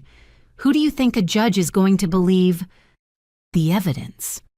What evidence a blurry photo that could have been taken at any time, in any context, no date, no time, nothing to prove when it was taken. There is the testimony of an employee fired for being a thief. Nancy, if you take this anywhere, I am going to sink her legally, and while I am at it, I will sue you for defamation. Do it. I don't care. No, and what about Emily? Have you thought about what this would do to her a public trial, her private life exposed, her name in the newspapers, her reputation destroyed? Is that what you want for your daughter? I looked at Emily. She was shaking her head, terrified. Mom, no, please, don't do this. Daughter, please. She stood up abruptly. Delete that photo. Delete it now. Emily, this is evidence. I don't care, she shouted. I don't want anyone to see it. I don't want this to come to light. I just want everything to end. She collapsed on the sofa, sobbing. Michael hugged her. She let him, like a broken doll. See, Nancy, you are hurting her. More damage than I could ever do to her. His words penetrated me like poison. Was it true? Was I doing more harm by trying to save her? I looked at the photograph on my phone, then I looked at my daughter, destroyed, and I made a decision. Okay, I said slowly, I am not going to show this photo, for now. Michael smiled victoriously. I knew you would see reason, but I continued raising my voice. I am not going to delete it. I am going to keep it. And if anything happens to Emily, if she shows up with one more bruise, if she ends up in the hospital, if anything whatsoever happens to her, this photo goes straight to the police, to the media, to everywhere. Understood? His smile disappeared. That sounds like a threat. No, it is a promise. We stared at each other, two people fighting for the same woman, but with opposite intentions. He wanted to possess her. I wanted to free her. Leave, he said finally, and don't come back. If Emily wants to see you, she will decide when and where. I stood up. I put away my phone. I approached Emily. I knelt in front of her. Daughter, look at me. She looked up slowly. Listen to me well. No matter how much time passes, no matter what he tells you, no matter what happens between us, my house will always be open for you. You can arrive at any time, day or night, with Matthew or without him, and I will be there. Do you understand me? She nodded without speaking. I love you. Never forget that. I love you too, Mom. I hugged her. I felt her fragile bones, her trembling body, her broken soul, and I had to let her go. I had to leave her there, with him. I left that house with a shattered heart. I got into my car. I closed the door, and before starting, I checked that the audio recording had worked. It had. Every word, every threat, every manipulation by Michael had been recorded. I didn't have the photograph as legal evidence, but I had his voice admitting he had exploded. I had his threats. I had his pattern of control. It was something. It wasn't enough, but it was something. I drove home crying the whole way, that night, alone in my kitchen, with my mother's handkerchief on the table. I understood something. I couldn't save Emily. Only she could save herself. I could only be ready for when she made that decision. And meanwhile, I had to trust. Trust that the girl who built birdhouses was still in there. Trust that the woman who dreamed of creating safe spaces would find a way to create one for herself. Trust that the moment would come. And when it came, I would be there, with open arms, and with the evidence needed to protect her. The months that followed were the darkest of my life. After that meeting, Emily stopped answering my messages with the same frequency, sometimes 2. 3 days passed without news. When she finally wrote, they were even colder messages, more distant. "Hi, Mom. All good. Can't talk now. Busy." And I knew Michael was cutting the last threads that united us, isolating her, separating her from everything that could give her strength to leave. I tried calling her. The messages went straight to voicemail. I tried visiting her. No one opened the door. It was as if my daughter had vanished, as if I had lost her even though she was still alive. December arrived with cold and rain. The holidays were approaching. Christmas, New Year's, dates we used to spend together. I sent a message to Emily. "Daughter, I would love for you to come to dinner on Christmas Eve. You, Michael, and Matthew. I will make your favorite dish, please." 2 days passed before she replied. "Thanks, Mom, but we already have plans with Michael's family. Maybe New Year's." New Year's arrived. She didn't come. She didn't call. Only a text message at 11 at night. "Happy New Year, Mom. I love you." I spent midnight alone. With a glass of wine I didn't drink, looking at old photos of Emily as a child, laughing, Emily as a teenager, graduating, Emily as an adult, at her wedding, radiant. At what moment had everything broken? At what moment had I lost my daughter? January brought a biting cold, and with it, a call that would change everything. It was a Tuesday afternoon. I was in the garden, pruning the roses Emily loved. My phone rang, unknown number. I almost didn't answer. But something made me pick up the phone. "Hello." Nancy Caldwell. It was a woman's voice, professional, serious. "Yes, it is me. This is Dr. Stevens from General Hospital. Your daughter Emily was admitted this morning." The world stopped. "What? She is stable, but we need you to come as soon as possible." "What happened? Is she okay?" "My grandson. The boy is fine. He is with social services temporarily, but we need to speak with you. Can you come now?" Yes, I am coming." I dropped the pruning shears. I ran to my car. I drove with my heart in my throat. General Hospital, floor 3, room 312. I ran up the stairs because the elevator was too slow. I arrived panting at the nursing station. "Emily Caldwell, I am her mother." The nurse looked at me with compassion. "Room 312, Dr. Stevens is waiting for you." I walked down that white and cold hallway as if walking through a nightmare. Outside the room, a woman in a medical coat was reviewing a file. "Dr. Stevens." She looked up. 50-something years old, gray hair pulled back, tired eyes, but kind. "Mrs. Caldwell." "Yes, what happened? Where is my daughter?" "She is asleep. We gave her sedatives. She was very upset when she arrived." "What happened to her?" The doctor guided me to a small private waiting room. She closed the door. "Your daughter arrived this morning at the emergency room. The neighbors brought her.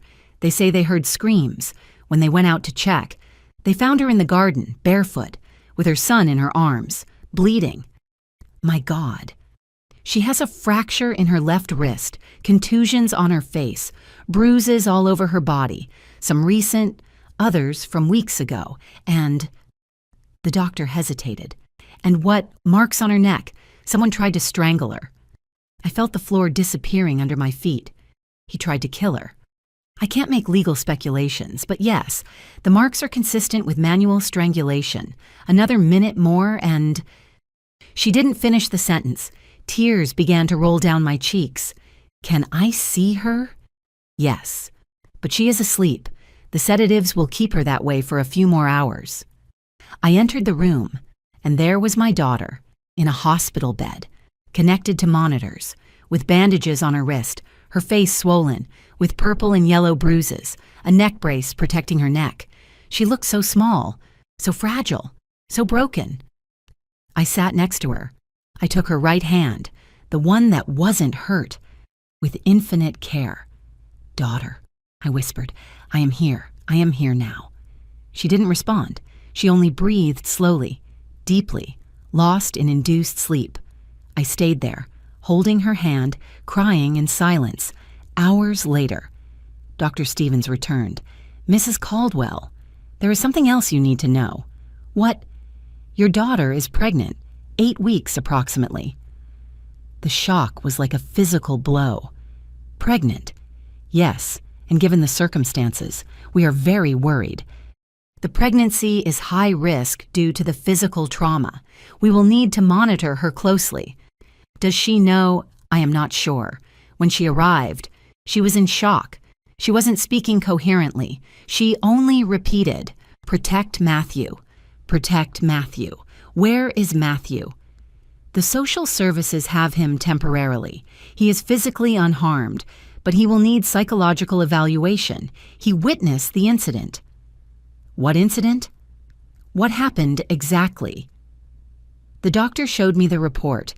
According to the neighbors, they heard screams around 6 in the morning. Michael screaming, Emily begging, Matthew crying.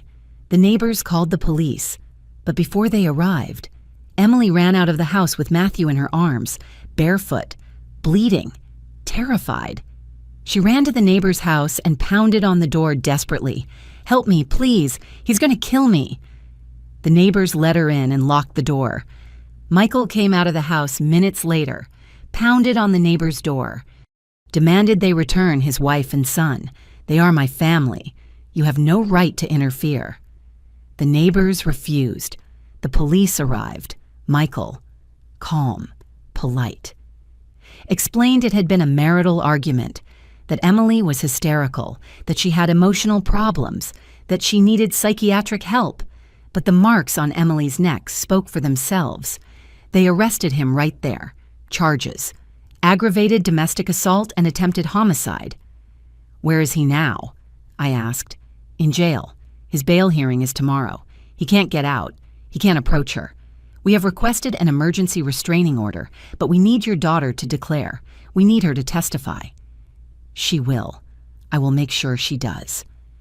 The doctor looked at me with compassion. "Mrs. Caldwell, many victims of domestic violence drop the charges, especially when there are children involved. And now, with a pregnancy, the pressure will be enormous. This time is different. He almost killed her." "I know. But the pattern of abuse includes remorse, flowers, apologies, promises of change, and many women return. My daughter won't. I hope you are right." That night I stayed at the hospital. I couldn't leave. I couldn't leave her alone. I sat in that uncomfortable chair next to her bed and watched her sleep. My girl, my daughter, the one who built birdhouses. Now she was broken, but she was still alive. And as long as there was life, there was hope. Around 3 in the morning, Emily began to move, soft whimpers, broken phrases. "No, please, Matthew, protect Matthew." I got up and approached. "Emily, you are safe. I am here." Her eyes opened slowly, confused, scared. "Mom, yes, daughter, I am here." "Where? Where am I?" "In the hospital. You are safe." She tried to sit up, but the pain stopped her. She moaned, calm down, don't move. You have a fractured wrist." Her eyes filled with tears. "Matthew, where is Matthew?" "He is fine, he is safe. Social services are taking care of him." "Michael, in jail." She closed her eyes. Tears rolled down her cheeks. I am sorry, Mom. I am so sorry. No, daughter, don't apologize. None of this is your fault. I should have listened to you. I should have left sooner, but I thought I could fix it. I thought if I was a better wife, if I was more careful, if I didn't provoke him. Daughter, no, listen to me. Nothing you did or didn't do justifies what he did to you. Nothing, she sobbed. He tried to kill me, Mom. This morning I told him I was pregnant, and he went crazy. He said he didn't want more children, that he couldn't control me with one anymore, that with two it would be impossible. And then he grabbed me by the neck. Her voice broke into a choked scream. You don't have to tell it now, rest. No, I need to say it. I need someone to know the truth.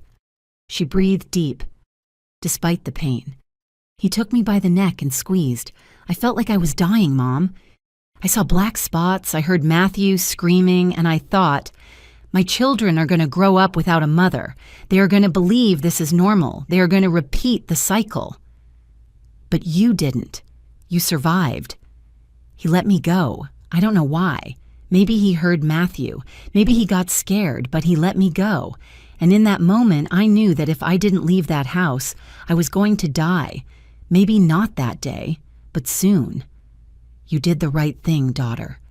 I took Matthew and ran. I didn't even put on shoes. I just ran, and Michael came out behind me screaming, if you leave, you will regret it. I am going to take the children away. I am going to destroy you. He can't do anything to you now. Are you sure? Her voice was so small, so scared. Yes, he is in jail. There is a restraining order, and this time you are going to testify. You are going to make sure he can't hurt you again. She looked at me with eyes full of fear. What if he gets out? What if he finds me? He won't. I'm going to protect you. You are coming to my house. You, Matthew, and that baby coming on the way. You are going to be safe. You know about the baby. The doctor told me. New tears. I don't know if I can, Mom. I don't know if I can bring another child into this world. Not after everything Matthew has seen. Matthew is going to be fine. You are going to be fine. We are going to heal together, as a family. She clung to my hand. Do you really believe that? Yes, daughter, I believe it. We stayed like that, with hands intertwined, crying together, for the lost time, for the suffered pain, for the courage it took to leave, and for the hope that the worst was behind us. But deep in my heart, I knew this wasn't over. Michael wasn't one to give up easily, and the real battle was just beginning.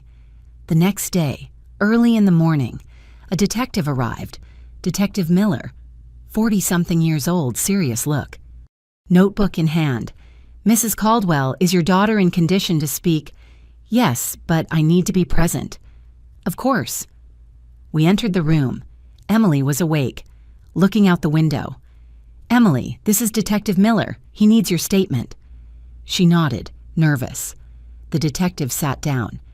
Emily, I know this is difficult, but I need you to tell me in your own words what happened yesterday morning.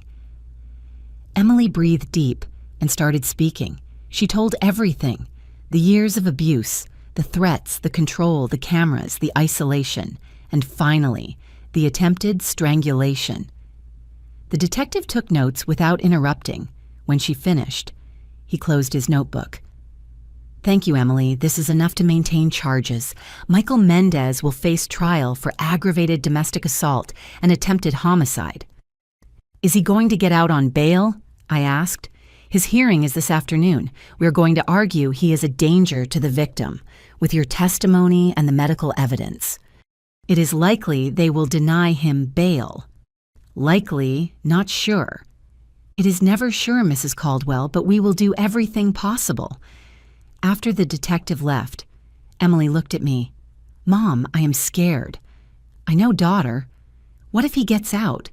What if he fulfills his threats? He won't, not this time. I took out my phone. Remember the photograph I showed you months ago? She nodded. I have it. And I have the recording of the meeting at your house. where Michael threatened to sue you, where he admitted he exploded. Everything is documented. Why didn't you tell me? Because you needed to be ready, and now you are. For the first time in a long time, I saw something in my daughter's eyes. It wasn't fear. It was determination. I am going to testify, Mom. I am going to make sure he pays for everything he did. That is how you talk. I took her hand. Daughter, this is going to be hard. There will be pressure. His family is going to try to make you change your mind. They are going to say you are destroying a family, to think of Matthew, to think of the baby. I already thought of them. That is why I am doing this. So they grow up knowing abuse is not tolerated, that women are not property, that we deserve respect. I felt my heart swell with pride. There she was, the brave woman I had raised, the one who built birdhouses, the one who dreamed of creating safe spaces. She had been there all along. She just needed to find the strength to come out, and finally she had done it. Emily spent 3 days in the hospital, 3 days in which I saw my daughter transform slowly, not back to who she was before. That would be impossible. No one goes back to being the same after surviving what she survived. But I saw something more valuable than lost innocence. I saw wisdom. I saw strength. I saw a woman who had touched the darkest bottom and decided to rise. Michael's bail hearing was on Wednesday. Emily couldn't attend. She was still hospitalized. But I went. I sat in that cold courtroom, surrounded by lawyers, family members, people waiting for justice, and I saw him enter, Michael Mendez, with handcuffs on his hands, orange prison uniform, but maintaining that arrogant posture, that look that said, "This is just a misunderstanding." His father was there, Mr. Robert, sitting in the front row, with an expensive suit and indignant expression. Mrs. Linda hadn't come. I wondered if she had ever had the choice. The judge entered. We all stood up. The prosecutor presented the case. Attempted homicide, aggravated domestic assault, documented pattern of abuse. Your Honor, the defendant is a clear and present danger to the victim. He has financial resources to flee. He has motives to intimidate witnesses. We request bail be denied. Michael's lawyer stood up, a man in his 50s, perfect tie, leather briefcase. Your Honor, my client is a respected engineer, no criminal record, with community ties. This was an isolated incident product of marital tensions. My client is willing to submit to intensive therapy, to use an electronic ankle bracelet, to comply with any condition the court imposes. Keeping him in preventive prison would be excessive. The prosecutor responded immediately. Isolated incident. We have photographs of previous assaults, witness testimonies, evidence of years of systematic abuse. The defendant almost killed his pregnant wife in front of his 3-year-old son. This is not marital tension. It is criminal violence. The judge listened in silence, taking notes. Finally, he spoke. I have reviewed the file. The photographs are disturbing. The victim's testimony is consistent. The strangulation marks are clear evidence of lethal intent. My heart beat strongly. However, continued the judge, the defendant has no criminal record. He has constitutional rights to a fair defense. Therefore, I will set bail at $500,000 with the following conditions. Electronic bracelet, restraining order of 500 meters from the victim and her children, prohibition of direct or indirect contact, surrender of passport, and mandatory anger management therapy. I felt the world fall apart. $500,000. Mr. Robert could pay that without blinking. The prosecutor objected. Your Honor, with all due respect, $500,000 is no obstacle for a family with resources like the Mendez family. The defendant could pay bail and disappear. Objection noted, said the judge, but my decision is firm. The defendant may leave on bail once all conditions are met. Next case. He banged the gavel. I left that room trembling. Michael was going to get out. Maybe not today, Maybe not tomorrow, but soon. And when he got out, he would come for Emily. Not physically, maybe, but he would come. I ran to the hospital. I entered Emily's room panting. She saw me and knew immediately. Did they give him bail? Yes.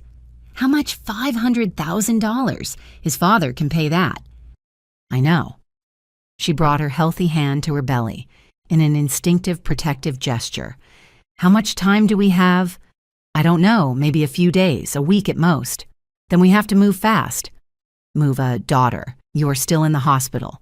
I don't care. I need to get out of here. I need to get Matthew back. I need to leave before Michael gets out. Leave to where? To your house. You said it would always be open for me. And it is. Of course it is. Then get me out of here, please. I spoke with Dr. Stevens. I explained the situation. Medically, she would need to stay at least 2 more days, she said. But I understand the circumstances. If she signs a document releasing the hospital from liability, I can discharge her today with strict rest instructions. I will sign it, said Emily without hesitation. Very well, I will prepare the paperwork.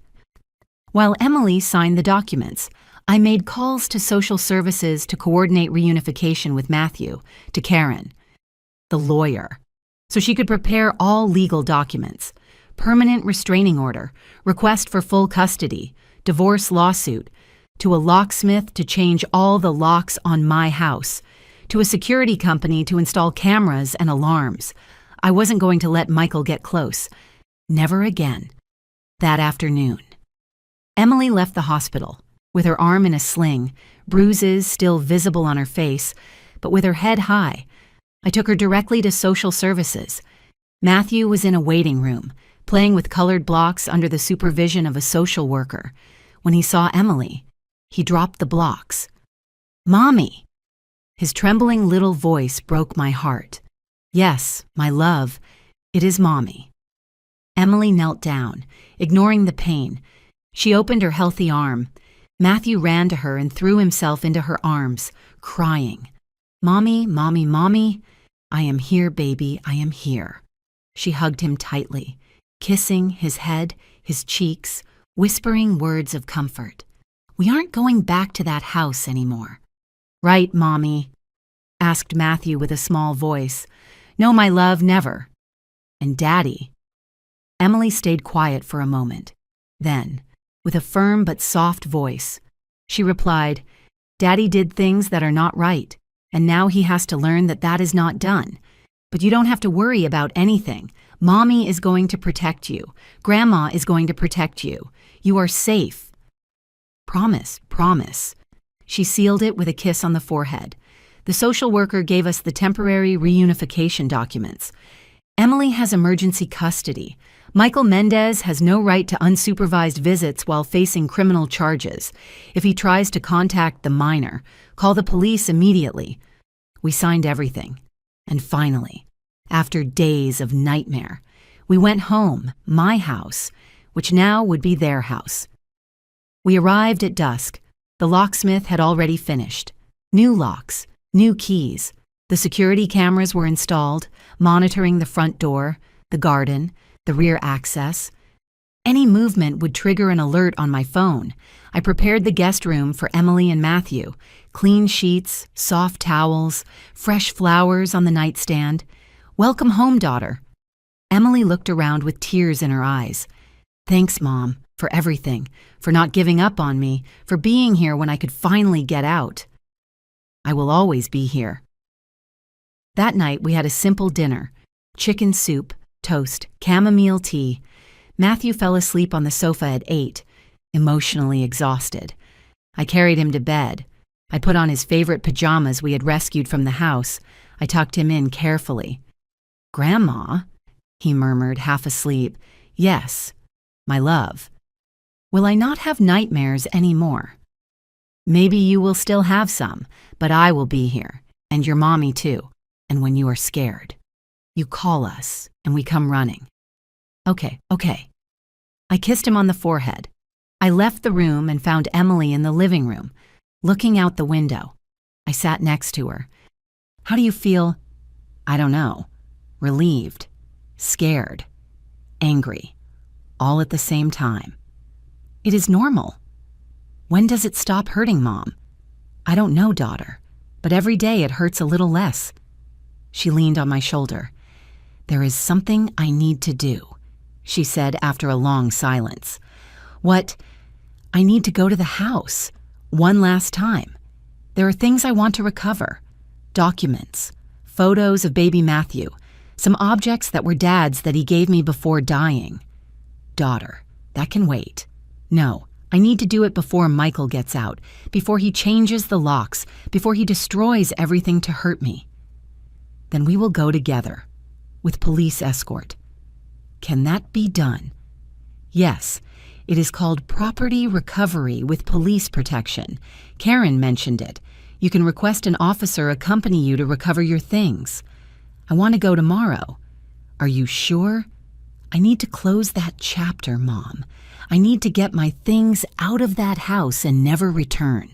The next day. We coordinated with the police. 2 officers would accompany us at 10 in the morning. Emily had a list: personal documents, birth certificates, photo albums, Matthew's clothes, some jewelry that had belonged to my mother and that I had inherited to her. The architectural drawings she had made years ago. We will only have 1 hour, the officer warned us. Take essentials, no large furniture. We arrived at the house, that beautiful house with the perfect garden and fountain at the entrance, that house that had been her prison. Emily stayed in the car for a moment, looking at it. Are you ready? I asked. Yes. The officers opened the door with Emily's key. We entered. Everything was exactly as she had left it the morning of the emergency. Dishes in the sink, Matthew's toys on the floor, a half-finished cup of coffee on the table, as if time had stopped. Emily walked slowly through the house, touching the walls, the furniture. I thought this house was my dream, she whispered. But it was my nightmare. We went up to the master bedroom. Emily opened the closet, took out a large suitcase, started packing systematically. Essential clothes, documents from the safe, jewelry, photo albums. I helped her in silence. Then she found something, a shoebox hidden at the back of the closet. She opened it. Inside were more photographs, photographs she herself had taken of her wounds over the years, dozens of them, bruises, cuts, marks, each one dated on the back with trembling handwriting. January 15, 2022. He pushed me against the door. March 3, 2022. He pulled my arm hard. July 28, 2022. He slapped me when I contradicted his father. Meticulous documentation of her own suffering. Daughter, why did you keep all this? Because deep down I knew someday I would need it, that someday I would have to prove it. I don't know. I think it was my way of not going crazy, of reminding myself that it was happening, that I wasn't imagining it. This is crucial evidence. I know. She put the box in the suitcase. We went down to the living room. On the table was an envelope, with Emily's name written in Michael's handwriting. She took it with trembling hands. She opened it. Inside was a letter. She started reading it aloud, but her voice broke. I took the letter and read, Emily, I know you are angry. I know you hate me now, but you need to know that everything I did was for love, because I love you too much, because I can't live without you. Yes, I made a mistake. I admit it. I lost control. But you also provoke me. You drive me crazy with your attitude, with your defiance, with your disobedience. If you had been the wife you promised to be, none of this would have happened. But there is still time. We can fix this. Drop the charges. Come home. We can go to therapy together. We can start over. Think of Matthew. Think of our baby. Do you really want them to grow up without a father? Do you want to destroy our family? I will forgive you if you forgive me. But if you insist on continuing with this, if you testify against me, if you put me in jail, you will regret it. I have lawyers. I have resources. I am going to fight for custody. I am going to prove you are an unstable mother, that you have mental problems, that you are unfit, and I will win. Because I always win. The choice is yours, Emily. Family or war, M. The silence that followed was terrifying. Emily was trembling. He is threatening me, even from jail. Yes. What if he is right? What if he takes the kids away? He won't. How do you know? Because now you have evidence. You have photos. You have testimonies. You have his own letter admitting he lost control and threatening you.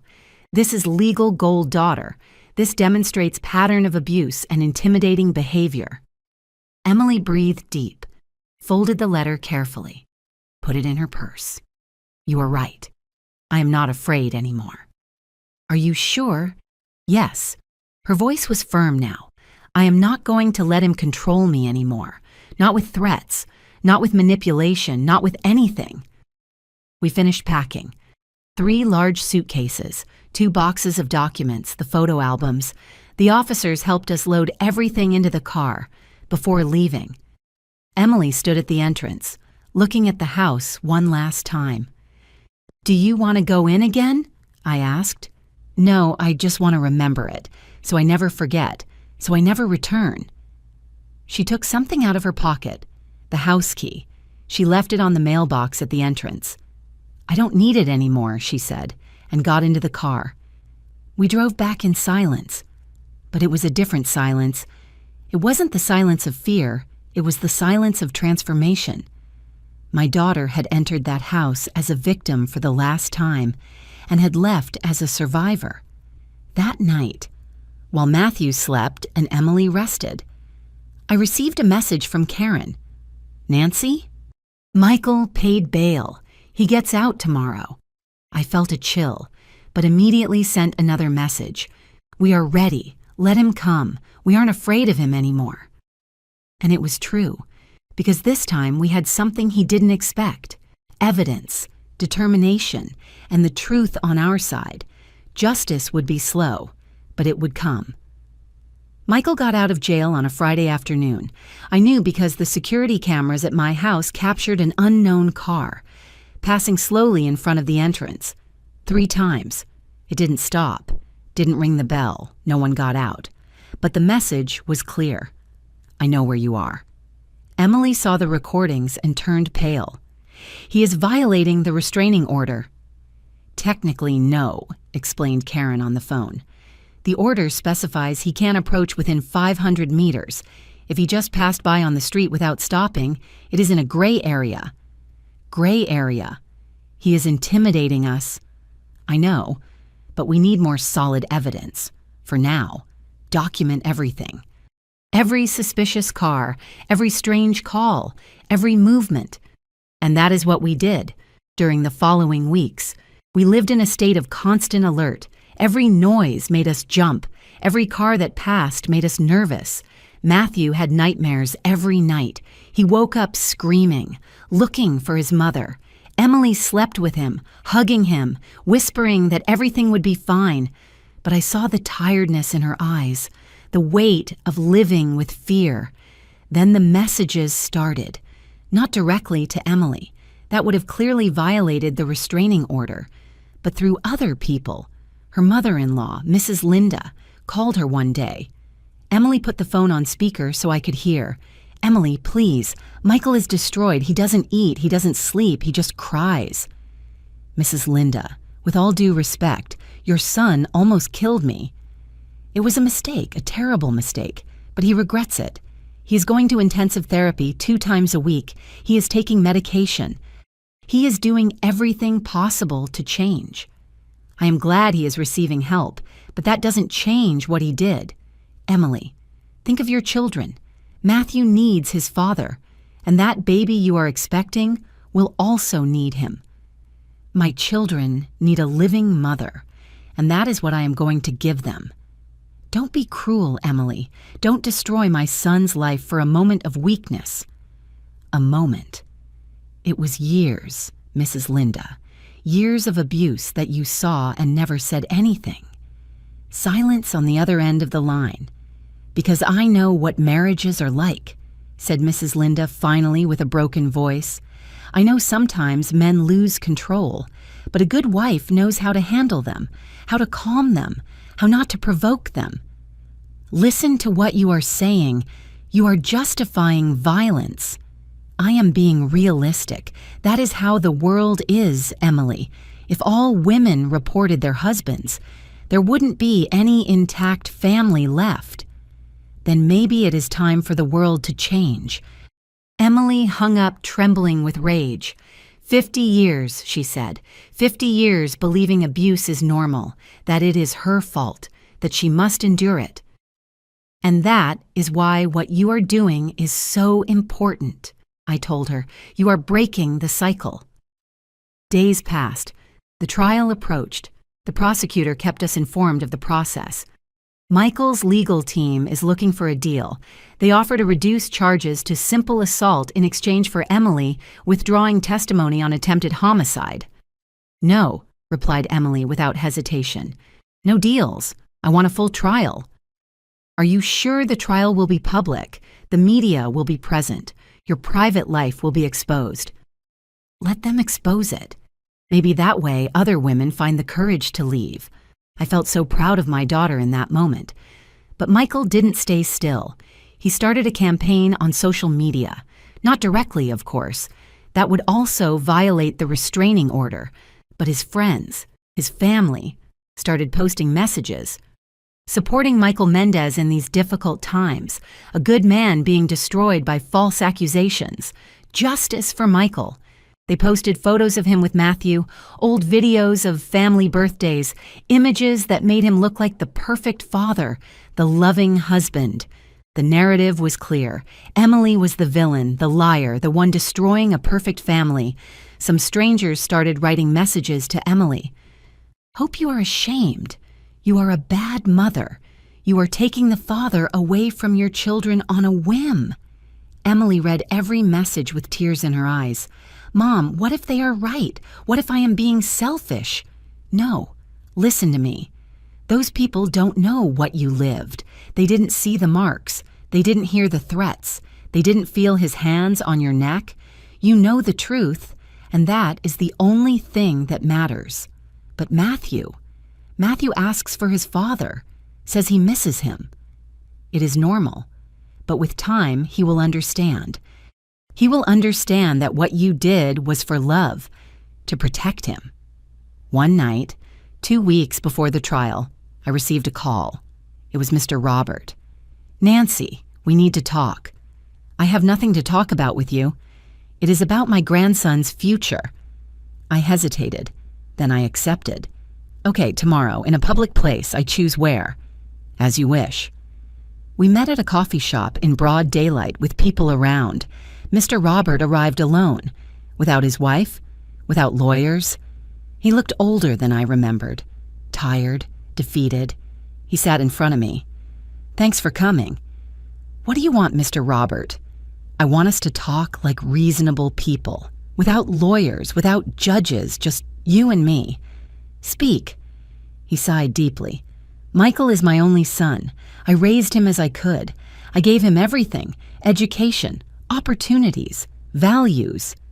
"Values? What values did you teach him? That women are property, that violence is acceptable?" He stopped. "I taught him what my father taught me, that a man must be strong, that he must maintain control of his family. That is not control, it is abuse. Maybe," his voice broke, "maybe I was wrong. Maybe we raised a generation of men who confused strength with cruelty." I looked at him with surprise. I didn't expect that answer. "Why are you telling me this?" "Because I saw the photographs, Nancy, the ones they presented at the preliminary hearing, and I saw my son in them. I saw what he did, and I saw myself."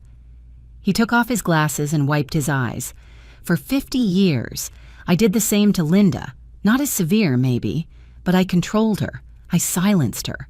I made her small, and she endured it because she believed she had no options. and now you regret it.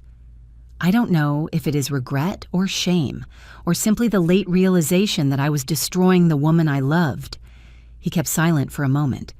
Linda is sick. Cancer. Stage 4. Doctors give her 6 months. I am sorry. Do you know what is the worst, that now that I know I'm going to lose her, I realize I never really knew her. I never asked her what she dreamed, what she wanted, who she was beyond being my wife. Tears rolled down his cheeks. I don't want Michael to end up like me, alone, full of remorse, losing his family out of pride. Then help him change for real, not paying expensive lawyers to free him, but helping him recognize what he did, to face the consequences, to heal. And Emily, would you give my son a chance if he really changes? That is not my decision. It is hers. But I can tell you something. True change doesn't come after legal threats. It comes from genuine recognition of harm caused. And so far, your son has only shown manipulation and victimization.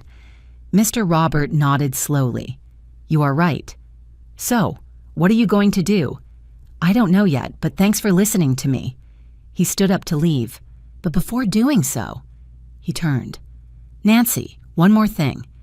Tell Emily I am sorry for applauding that night at the restaurant, for saying she had to know her place.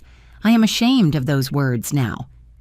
Tell her yourself, in a letter, without demands, without manipulation. Just an honest apology. I will do it. And he left. I told Emily about the conversation. Do you think he is sincere? She asked. I don't know, daughter, but at least it is a start. At least he recognized something is wrong. 2 weeks later, the day of the trial arrived. The room was full. Press, family members, curious people.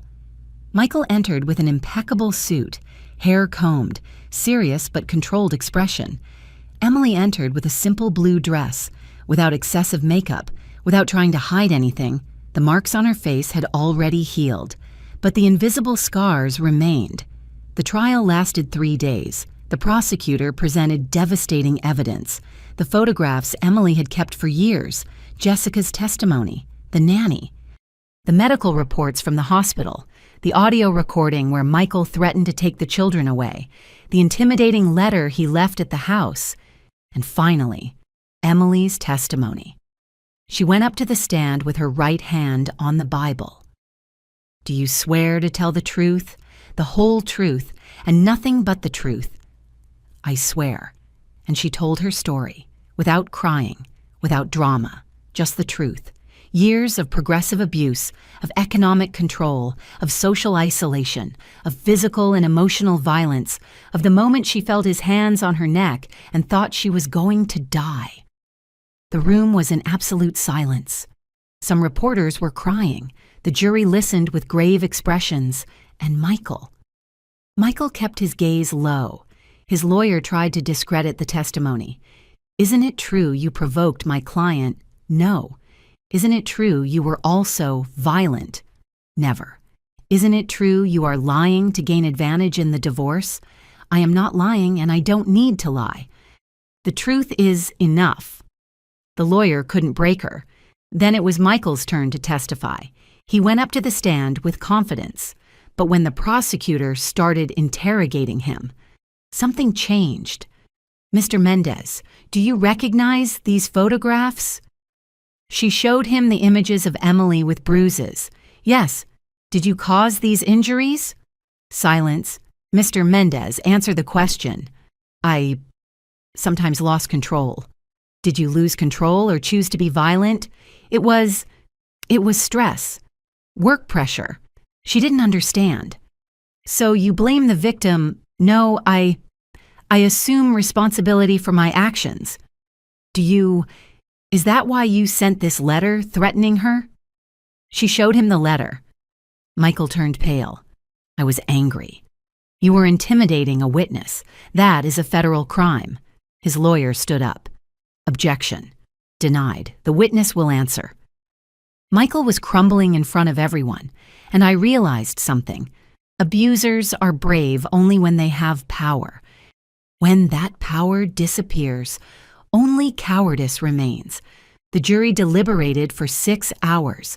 When they returned, their verdict was unanimous. Guilty of aggravated domestic assault, guilty of attempted homicide, guilty of witness intimidation.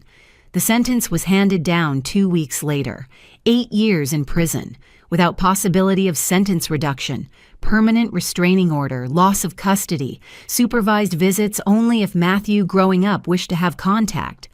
Michael heard the sentence without expression.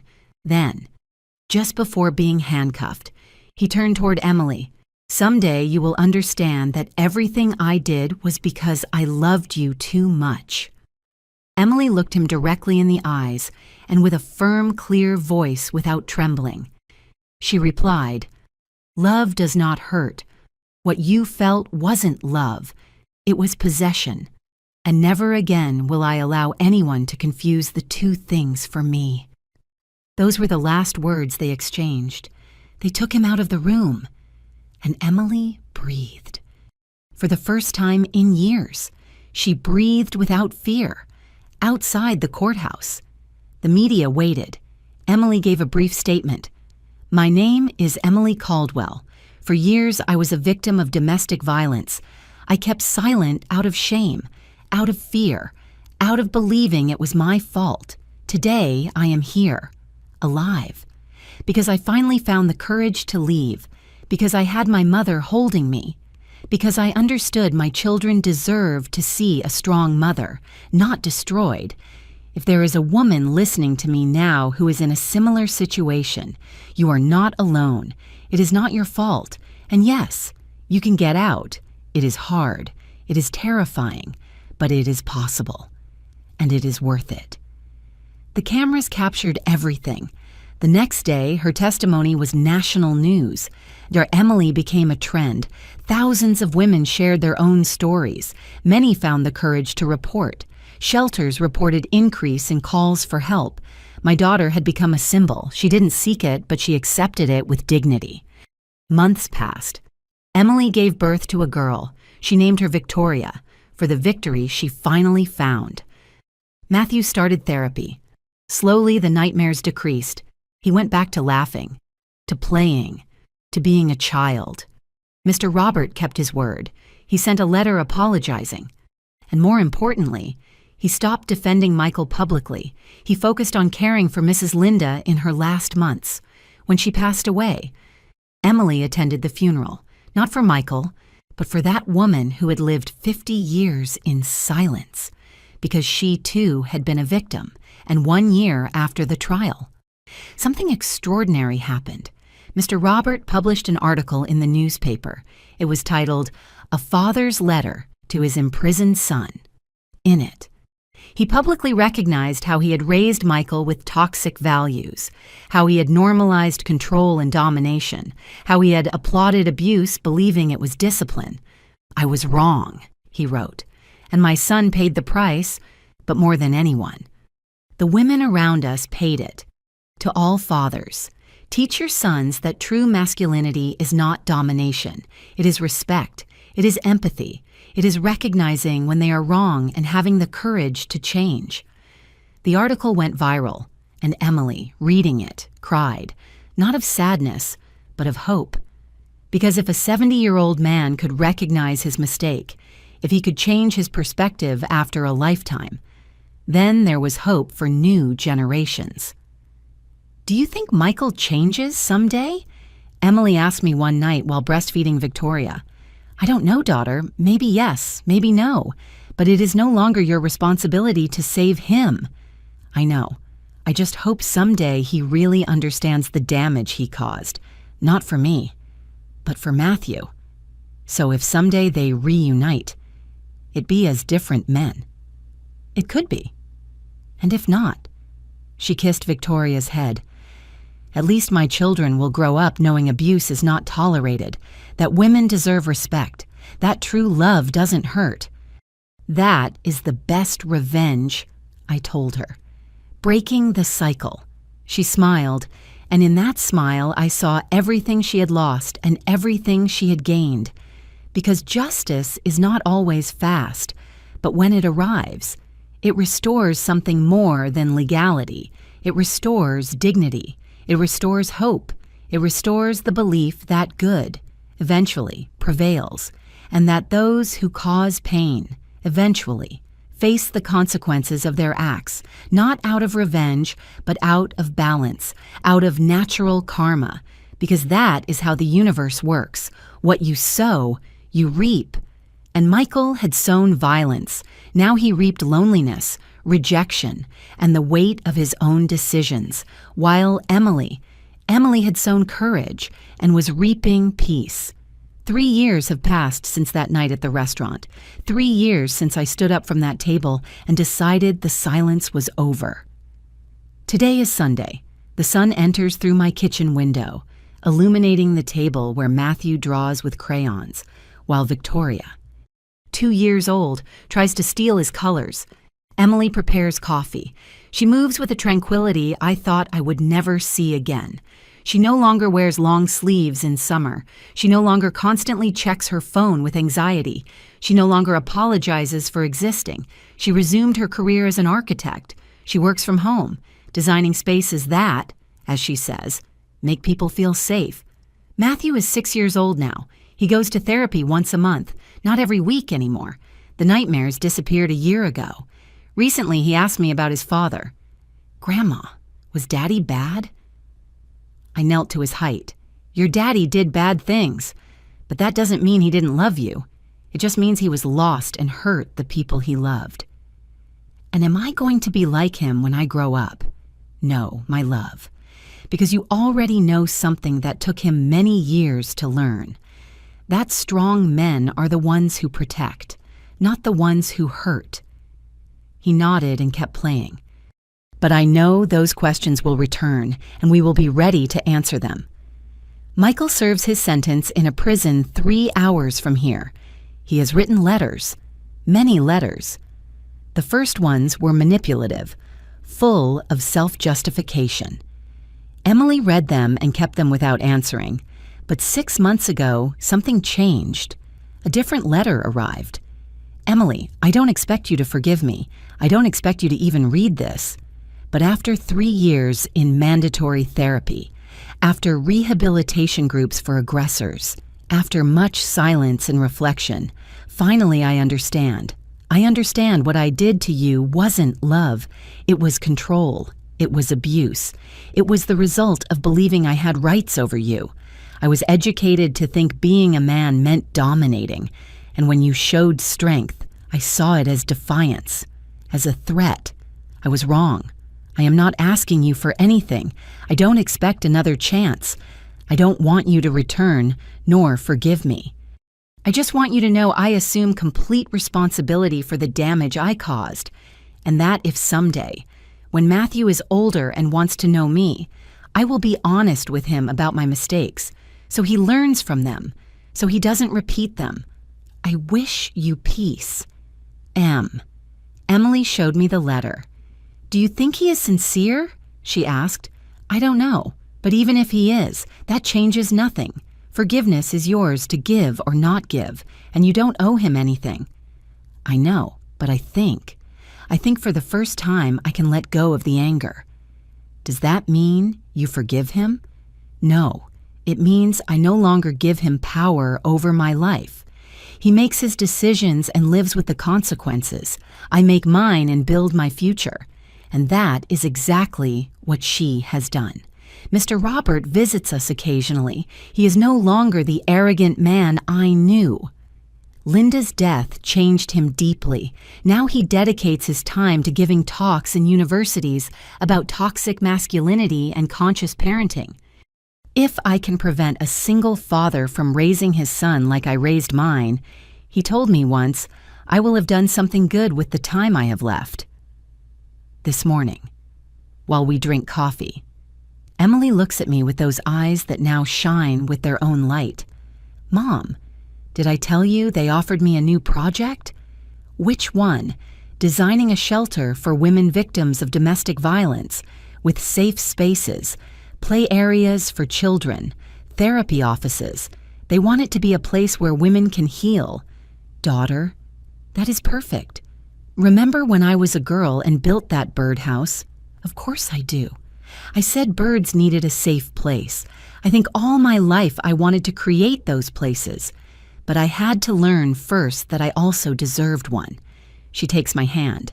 Thanks, Mom, for never giving up, for being there when I finally could get out, for believing in me when I didn't believe in myself.